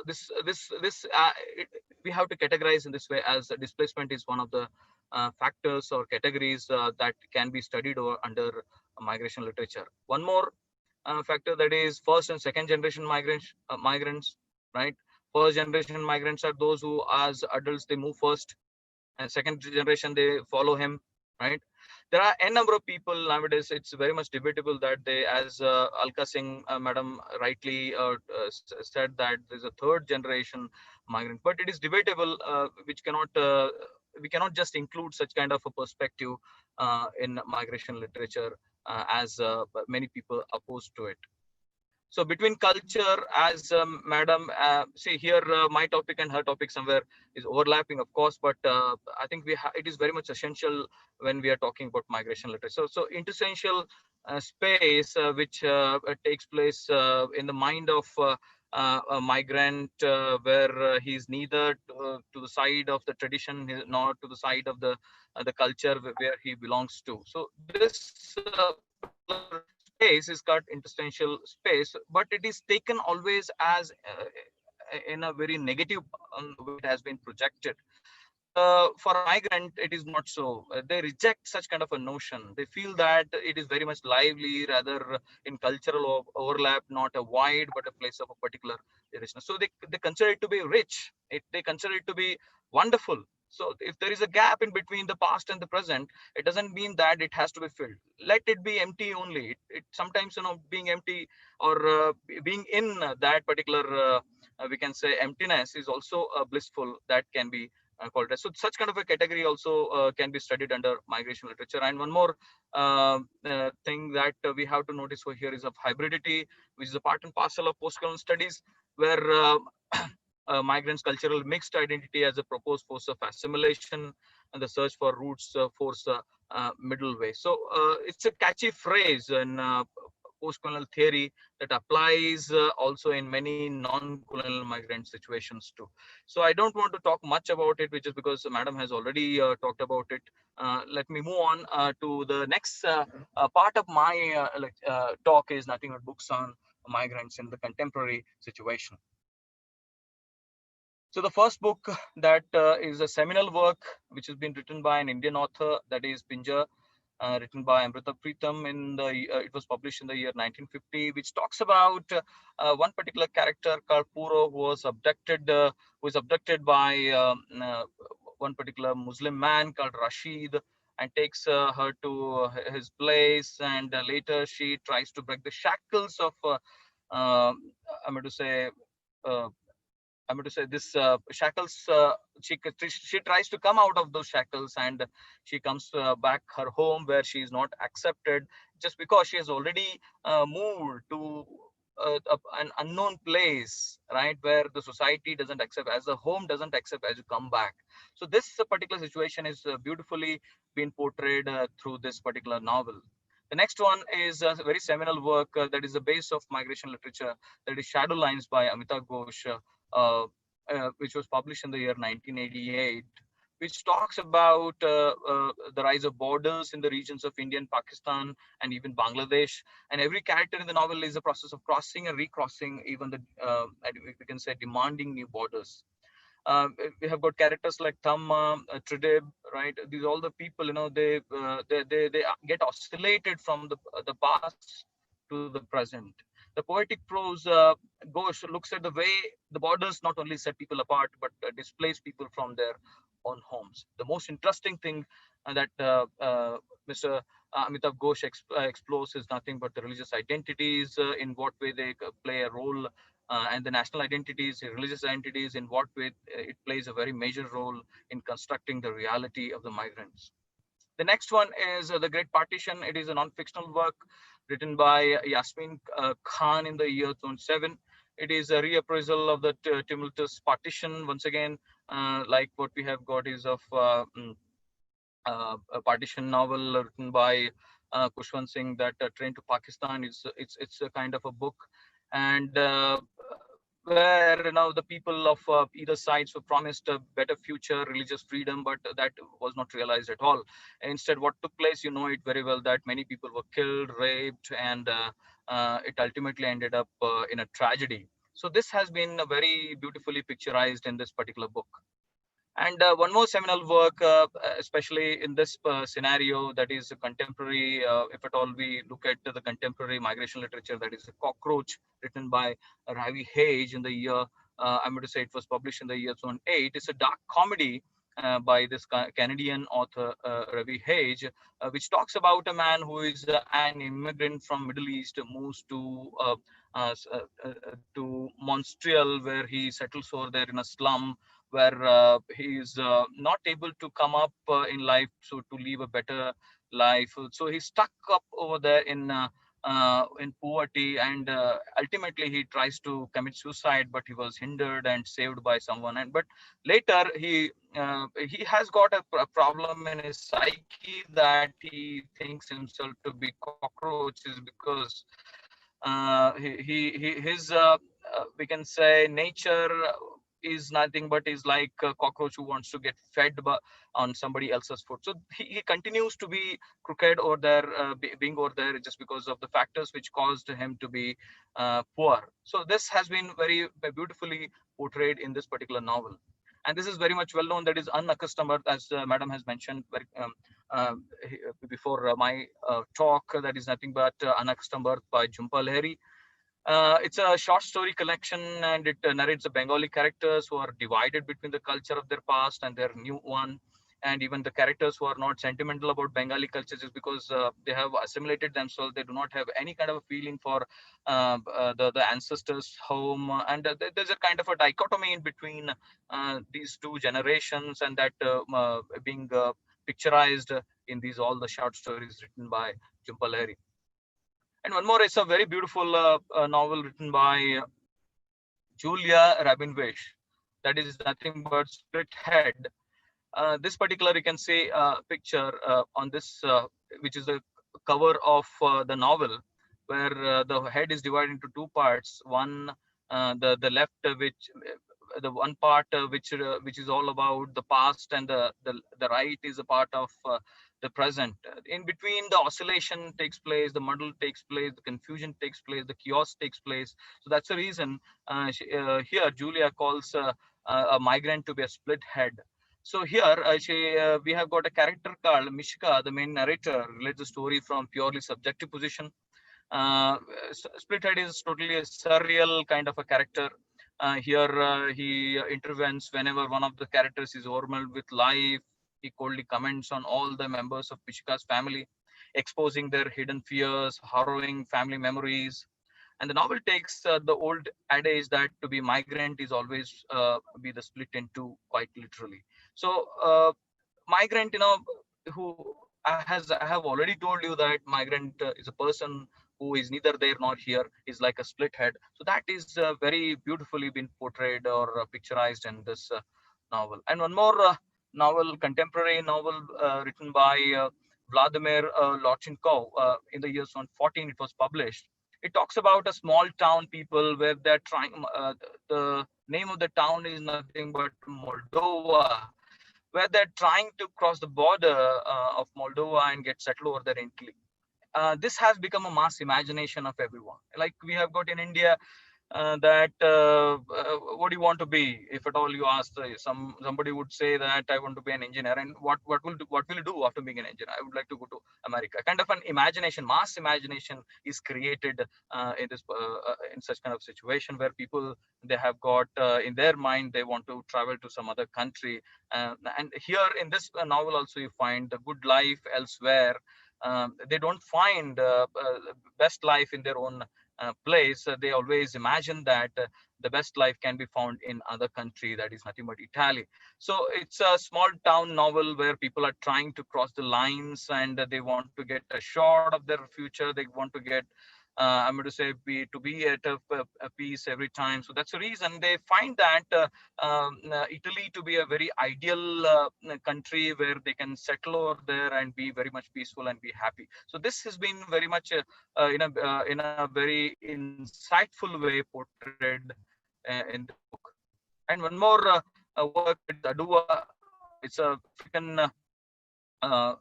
It is written by an African writer, that is by Igiaba Sigo. In the year, it was published in the year 2015. It talks about the character Adua, who is contemplating to go back to her place called Somalia, where just because of the troubles which were caused by the society to the women in that particular area. So Adua had migrated to some other country, that is Italy, just because she thinks that Italy is the place where women are honored and they are given freedom, and they're culturally beyond, I'm going to say, culturally they are free, and they are allowed in many ways. So that's the reason I think, she moves to this particular country, and she starts staying there. But later, at one particular point of time, when she comes to know that her father is no more, she starts meditating to go back, either to stay over there or go back to I'm going to say to her ancestors' place. So that has been picturized in a very beautiful way by this African writer, that is Igiaba Sigo. One more a very seminal work, that is Lines We Cross, which was published in 2016 by Randa Abdel Fattah, which dwells on both sides. It talks also about the home and it also talks about the destination. So it talks two perspectives. Like we have got a person called, the character called Michael, whose family is against of migration. See, if at all we ask ourselves, would you allow people from Pakistan to come and settle there? We never want to do it, just because we think about our own family. We want to think about our own, we can say, our own society. So that should not be, harmed in many ways. When the migrants come over here and settle, our jobs would be snatched. Our we can say bread would be snatched. These all the questions do come. We can say those people who are anti-migrant, who have got perspective. So Michael belongs to such a family who opposes I'm going to say migrants to come and settle over there, and he falls in love with a girl who is a refugee who came from some other country. Her name, it's not been mentioned over here. Okay, no problem. So one more character, she came from, her name is Meena. Sorry, Meena is a refugee inbound from some other country, and this fellow Michael falls in love with Meena, and the tussle in between these two perspectives, the refugees perspective and anti-immigration activist perspective. So that goes on and on and on in this particular novel, which has been wonderfully, we can say, written by Randa Abdel Fattah. One more novel, that is Exit West, written, published in the year 2017 by Mohsin Hamid. It talks about two characters, Nadia and Saeed, two quite different young people gradually falling for each other. When the war breaks, and they're from a Middle East country where the war has broken, like Yemen, we can just call it as, where you do not have peace at all. There's a war which is already going on. So such kind of a country they are from. They go on, saving themselves from one country to the other. So this has been in a way portrayed in this particular novel. And the last one, of course, it is an unending list. We have got n number of migrant authors. Of course, we have got poems. I'm not just talking about poems and some other genres over here. I'm just talking only some fictional and non-fictional works. So the last one which I'm talking on is about No More Boats. It's a very famous novel by Felicity Castagna, which talks about one particular real incident which took place in the year 2001. Where that is called as Thampa, MV Thampa incident, where a boat was struck in near Australian waters, that is nothing but Indian Ocean, near the Indian Ocean, which was carrying 433 refugees. But at that particular point of time, the Prime Minister of Australia announced that not to allow those refugees to enter into the waters of Australia. So that is the base which has been taken by Castagna, and she has written a novel on this. So these are all the very major contemporary, we can say, novels, fiction and non-fictional works. Now let's move on to the last part of my talk, that is films on migrants, which is very much important, as nowadays we consider film as a text. If at all we consider film as text, then I think it's very much important for all of us. Rather than let me call film as a text, film literature. Let me call it as. So n number of films have been filmed on migrant conditions. Very important films I'm just going to discuss, not all, because list is unending. The first migrant, I'm going to say, the first internationally released feature film on migrant condition is nothing but Black Girl, which was released in the year 1964. The director of this particular film is Ousmane Sembène. So in this particular film, there's one particular Black girl. She travels from Senegal because she wants to have better future, and she ends up as a domestic servant, and she's secluded, subjected to racist bullying. So this has been very beautifully portrayed in this film. The next one is Fear Eats the Soul. It's very interesting film that I have watched, which was released in 1974. It was directed by Rainer Werner. And this particular film talks about two people, Emmy, a 60-year-old German woman who falls in love with Ali, who is from some other country like Morocco, and they fall in love with each other. Although there is an age gap of 25 years, in what way they tackle the situation, that has been very beautifully picturized in this film. The next one is Pressure, which was released in the year 1976 by the British director, black director, Horace O, which talks about a character that is Tony, who has got all the capacity, he has got all the intelligentsia, everything he has got, but still he's not given a job. And he struggles a lot to get job, although he possesses all the, we can say, eligibility. He is over eligible, we can just call it, has got n number of degrees, but just because he is a migrant, is not given job. So that particular situation, that particular struggle, very beautifully been picturized in this film. The next one is our own Indian director Gurinder Chadda's film Bhaji on Beach, which was released in the year 1993, which talks about the tussle between two different generations. That is the first generation of people who settle over there in Britain, and the second generation of people who were born over there and assimilated themselves in the culture of Britain. So, in what way these two generations they go on living together, and in what way they struggle to cope up with the situation. So that has been very beautifully been picturized in this film. Last Resort, one more movie which was released in the year 2000, where there is a divorced woman. Her name is Tanya, who with her 10 years old son, she moves on to meet one particular British man who is her fiance. She moves without taking any kind of a visa, or in a way she directly goes over there, and she ends up over there in a refugee camp, just because the fiance doesn't appear to come back and take them. So there, in what way they struggle, these two people in the refugee camp, in what way, how they're harassed and suppressed, discriminated. These all the things very we can say in a very beautiful way, in a wonderful way, it's been picturized in this particular film. And the last movie, of course, there is, I've already told you, the list is unending, n number of films are there. So Paddington, which was released in the year 2014. Of course, we have got one more, Paddington 2, sequel of this particular movie is also available. But I'm talking about the first film, which was released in the year 2014. It talks about a bear which was living in a country where it was hit by an earthquake, and just that's the reason they move on to some other country like Britain, and how, in what way as a migrant they try to exist in that particular situation.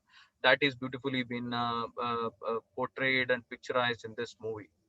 So migration literature has got n number of books, n number of movies, n number of issues, and they have to be addressed, and they have to be read. So it's very much important. This particular section, or the area of research has become a very important seminal, we can just call it as, for all the researchers.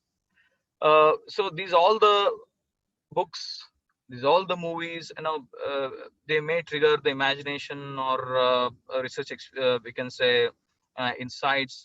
Those who are watching me, definitely they would do a lot of research on this. With this, let me end my talk with a very beautiful poem which I read in Amar Ujala paper in Kavya section, and that is in Hindi. I don't know who is the author. I'm trying to locate the author. Why I could not find this, which expresses the conditions of a migrant who has moved from his place, that is Uttarakhand, to some other state. So he's an internal migrant, moved to some other place, and he expresses the situation through this particular poem. Let me recite this poem and end my lecture. पहाड़ रोता छोड़ आए हो, अपने अरमानों के खातिर रिश्ते तोड़ आए हो, झूठी खुशियों के खातिर पहाड़ रोता छोड़ आए हो। सुबकता होगा पुश्तैनी मकान, जो कभी घर था तुम उसको धीमे धीमे मरता छोड़ आए हो, झूठी खुशियों के खातिर पहाड़ रोता छोड़ आए हो। वो भाडू की दाल, खुशबू मंडुए की रोटी की, भाषा बोली भी भूले तुम, सब कुछ हार आए हो, झूठी खुशियों के खातिर पहाड़ रोता छोड़ आए हो। क्या याद है तुमको वो स्वर्णिम सुबह और मस्त शामें, तुम कौड़ियों के भाव खजाना बेच आए हो, झूठी खुशियों के खातिर पहाड़ रोता छोड़ आए हो। वो अब भी खड़ा है वही तुम्हारे इंतजार में, तुम जहां उसको अकेला छोड़ आए हो, झूठी खुशियों के खातिर पहाड़ रोता छोड़ आए। Such a beautifully been written. So with this, I just would like to end my talk. I thank the principal and the organizers for giving an opportunity to speak over here on this platform. And I thank everyone who listened to me very patiently. Thanks a lot. Thank you, everyone. Thank you, sir. Such a wonderful presentation. You have presented all the things and the picture very well. Dr. Sir will conclude the session with his remark.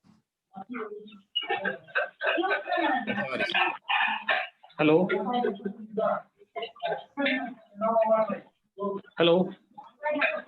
Yes, sir. Congratulations, sir, for your nice presentation. The presentation was very nice, and now it is open for discussion. If anybody have any queries or any questions, you may ask. Dr. Shrikant sir will address you.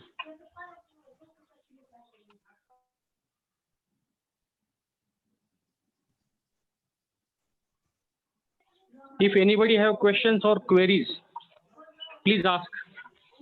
Light low.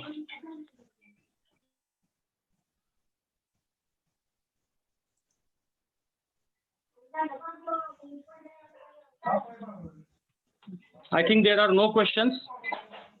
So I congratulate Dr. Shrikant sir that you have presented a very nice and interactive and informative topic, migration and literature. You have covered the perspectives of migration literature. You have also focused its relevance on social context. You have also cleared the various perspectives. You have also focused on post-colonial theory, the displacement and hybridity also. You have given some examples of the film and literatures. So I congratulate you.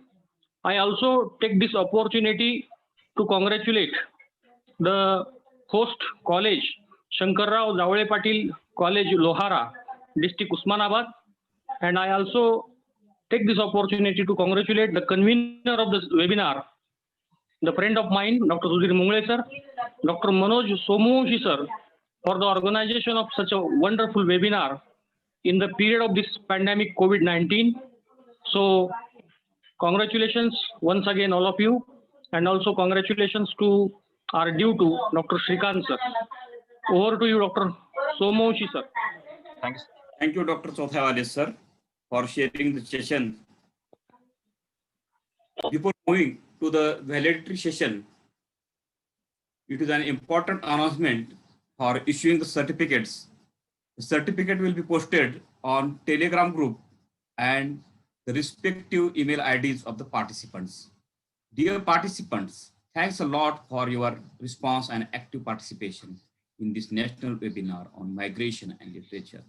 We organizers are overwhelmed by the responses received from all of you.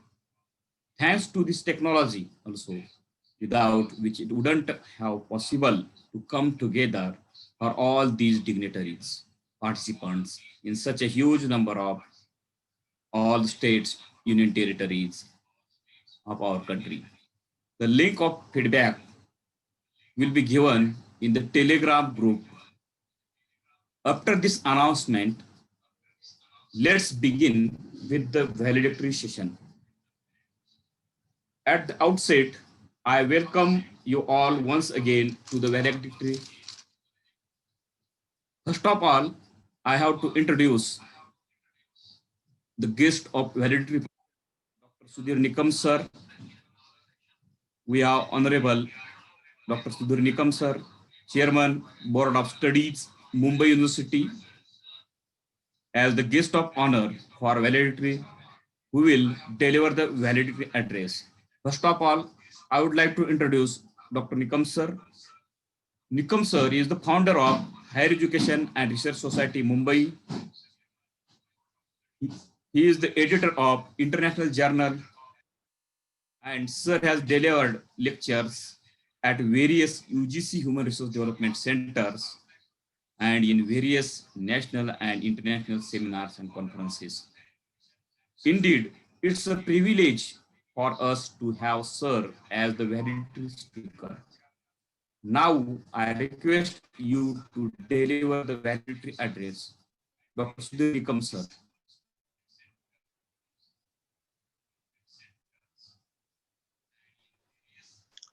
Thank you, Dr. Manoj. Let me congratulate the organizer of this webinar on literature and migration, organized by Shankarrao Zawale Patil Mahavidyalaya, Lohara.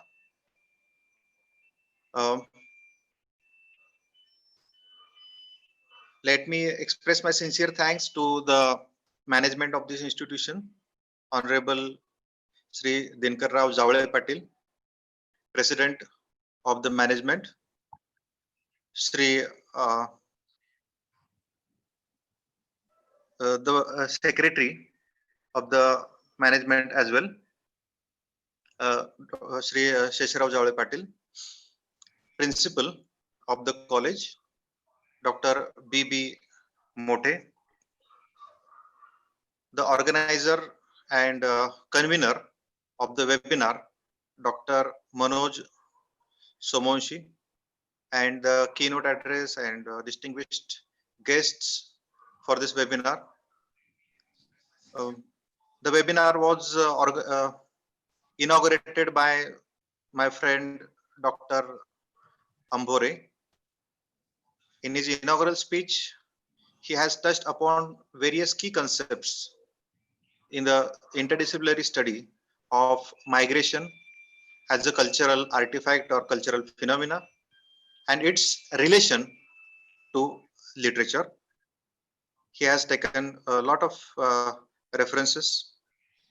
In the keynote address, Professor Trikha has discussed the creative narratives by workers and has taken so many references of the narratives like Such a Long Journey, or he has dealt with pandemic, migration and literature. He has also cited examples from interesting stories like Doodh Ka Dam, story by Fanishwarnath Renu, Slovai Zizek's recent book on pandemic. He has also referred to Shobha De's books, and it is interesting fact that he has referred to the order and tried to call attention to how social changes influence migration and literature, because literature being a reflection of the society, all happenings around us keep on reflecting in literature of various times. So he has also tried to focus relationship of society with migration and literature, and also took into current the changes of migration and literature and teaching and learning, and how it reflects the social life. So on the whole, the speech by the keynote speech by Professor Trikha was brilliant combination of various references of various texts, and the final message that he gave has set a tone of further studies in the research of migration and literature. In the second session, that is the first plenary session, Dr. Alka Singh has specially pointed and or focused as a part of her talk on migration and literature. The key concepts have been discussed, the key terms, the key characteristics, migration literature and its types, Latin literature, then colonial and post-colonial theory, and how it is related to literature and migration.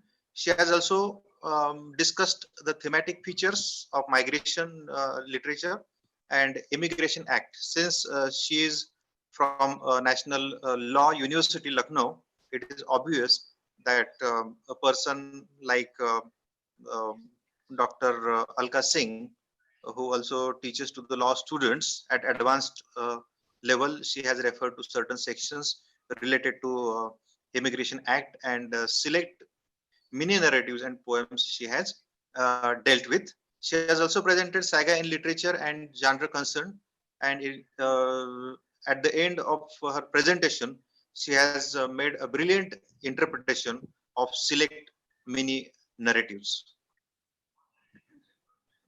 After the first plenary session, the second plenary session was divided into mainly three parts by Dr. Shrikant Mohan Rao. Migration literature written by contemporary migrant authors, and films on migrants. So it was a kind of enlightening session by Dr. Shrikant. The first part consisted of migration and factors responsible for it and its categories, and the second part included migration literature, its settings, themes, overlapping ideas of migration literature, and post-colonial studies, and a few books by contemporary migrant authors. And third is all about major contemporary films on migration. So let me congratulate Dr. Shrikant as well for his brilliant interaction with the audience who come from various states, and some participants I can see that they are from abroad as well. So more than 2,500 participants. This webinar has received a huge response, for which Dr. Manoj needs a big congratulation. Had it been an online, offline webinar, then it would have been a matter of big claps.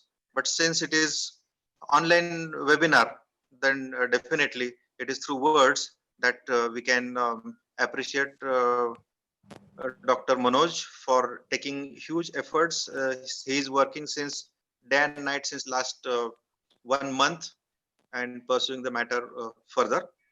So talking about migration, whatever I think about migration, I feel that migration literature is on the way of becoming a topic in world literature studies, where it does indeed constitute a new area of research. So today, research scholars are trying to find out various new areas of research, post-colonial literature, environment literature, and so many topics are being explored by researchers.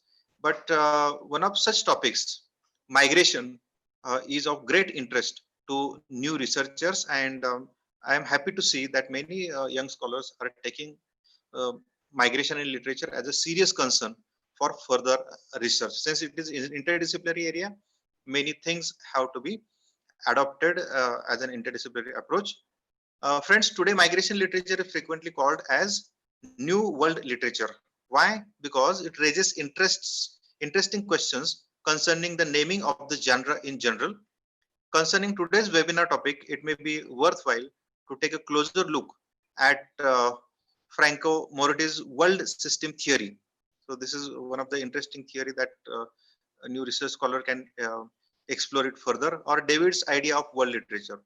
They may provide use with new approaches and angles of addressing the questions of location of migration literature outside the context of national literatures. So we need to redefine national literature, world literature, and need to see where exactly we need to contextualize migration literature, furnish us with useful guidelines as to transnational reception processes underlying migration literature in Europe and enlighten us on the travel and metamorphosis of literary forms and genres in this new kind of cosmopolitan writing. So migration has come to play an increasingly significant role in relation to such basic social foundations such as politics, economics, geography, and culture. Rather, I would say it goes beyond any discipline and makes a serious area of study. However, the movement and human restlessness has had a remarkable effort on literature as well. The appearance of a new kind of writing called literature of migration, then you should keep in mind that post-colonialism and its prominent theorists have contributed to a great extent to migration literature. So without dwelling into post-colonialism, we cannot explore the possibilities in migration as a theory and a broad area of research, identifying a framework of features and principles, either thematically or stylistically. Now, talking about migrant writers, I would like to say that they should not limit themselves in the borders of cultural entanglement or engagements, because they risk the experience of developing and recognizing. And now, talking about the researchers who mistakenly believe that every work which is produced by a migrant author can be called as a migrant work. So this confusion should be again cleared. Which type of work should be categorized into literature of migration. So they should keep in mind that all the time, and in recent times, the question who is a real refugee should be prominently debated in refugee hosting countries. So dear friends and scholars, if you wish to study and analyze migrant literature or migration literature, you must apply theoretical framework which deals with different levels such as macro level, meso level, and micro level. I urge you to read some novels based on such as Faceless Brown Masks, such as The House of Broken Angel, America is Not the Heart, Bang, Butterfly Boy, or The Shadow Line, Season of Migration to the North, The Buddha in the Attic, etc. So at the end, I would say migration literature means love and loss and longing. But at the same time, it's clear that migration literature is truly unique and awe-inspiring form for the writers as well as readers. Once again, I would like to thank and acknowledge all the delegates and support team who have worked hard to make this webinar a true success, and I wish everyone success and fruitful post-webinar activities. So thank you, Dr. Manoj, for inviting me. Thank you, sir, for your brief and nice valedictory address. Now we shall move towards the last session, that is vote of thanks. I myself would propose the vote of thanks. I feel deep sense of gratitude towards the inaugurator of this webinar, Dr. Uttam Ambore sir. I would like to thank Dr. Pradeep Trikha sir, the keynote speaker, the resource person, Dr. Alka Singh, Dr. Shrikant Mohan Rao, and I am especially thankful to Dr. Sudhir Nikam sir, being a guest for valedictory address and for his cooperation and efforts in organizing this webinar. I am also thankful to the session chairpersons, Dr. Santosh Chauthaiwale sir and Dr. Rupali Palodkar Chafe ma'am. I feel deep sense of gratitude towards the president of Bharatiya Rashtriya Shiksha Sanstha, Mr. Dinkarrao Jawale Patil, secretary, Dr. Shesharao Jawale Patil, and I sincerely thank to the principal of our college, Mr. B.B. Mote sir. I am also thankful to Dr. Sudhir Mungle sir, Dr. Balaji Shelke, and Dr. K.D. Jadhav for their cooperation and efforts. And finally, I feel deep sense of gratitude to the participants from all over India.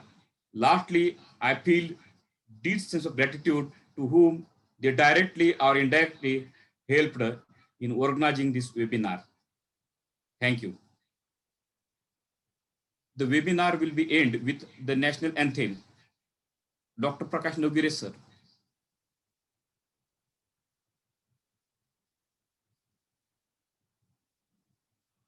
Jana Gana मन अधिनायक जय हे भारत भाग्य विधाता पंजाब सिंध गुजरात मराठा द्राविड उत्कल बंगा विंध्य हिमाचल यमुना गंगा उच्चल जलधि तरंगा तव शुभ नामे जागे तव शुभ आशीष मागे गाहे तव जय गाथा जन गण मंगलदायक जय हे भारत भाग्य विधाता जय हे जय हे जय हे जय जय जय जय हे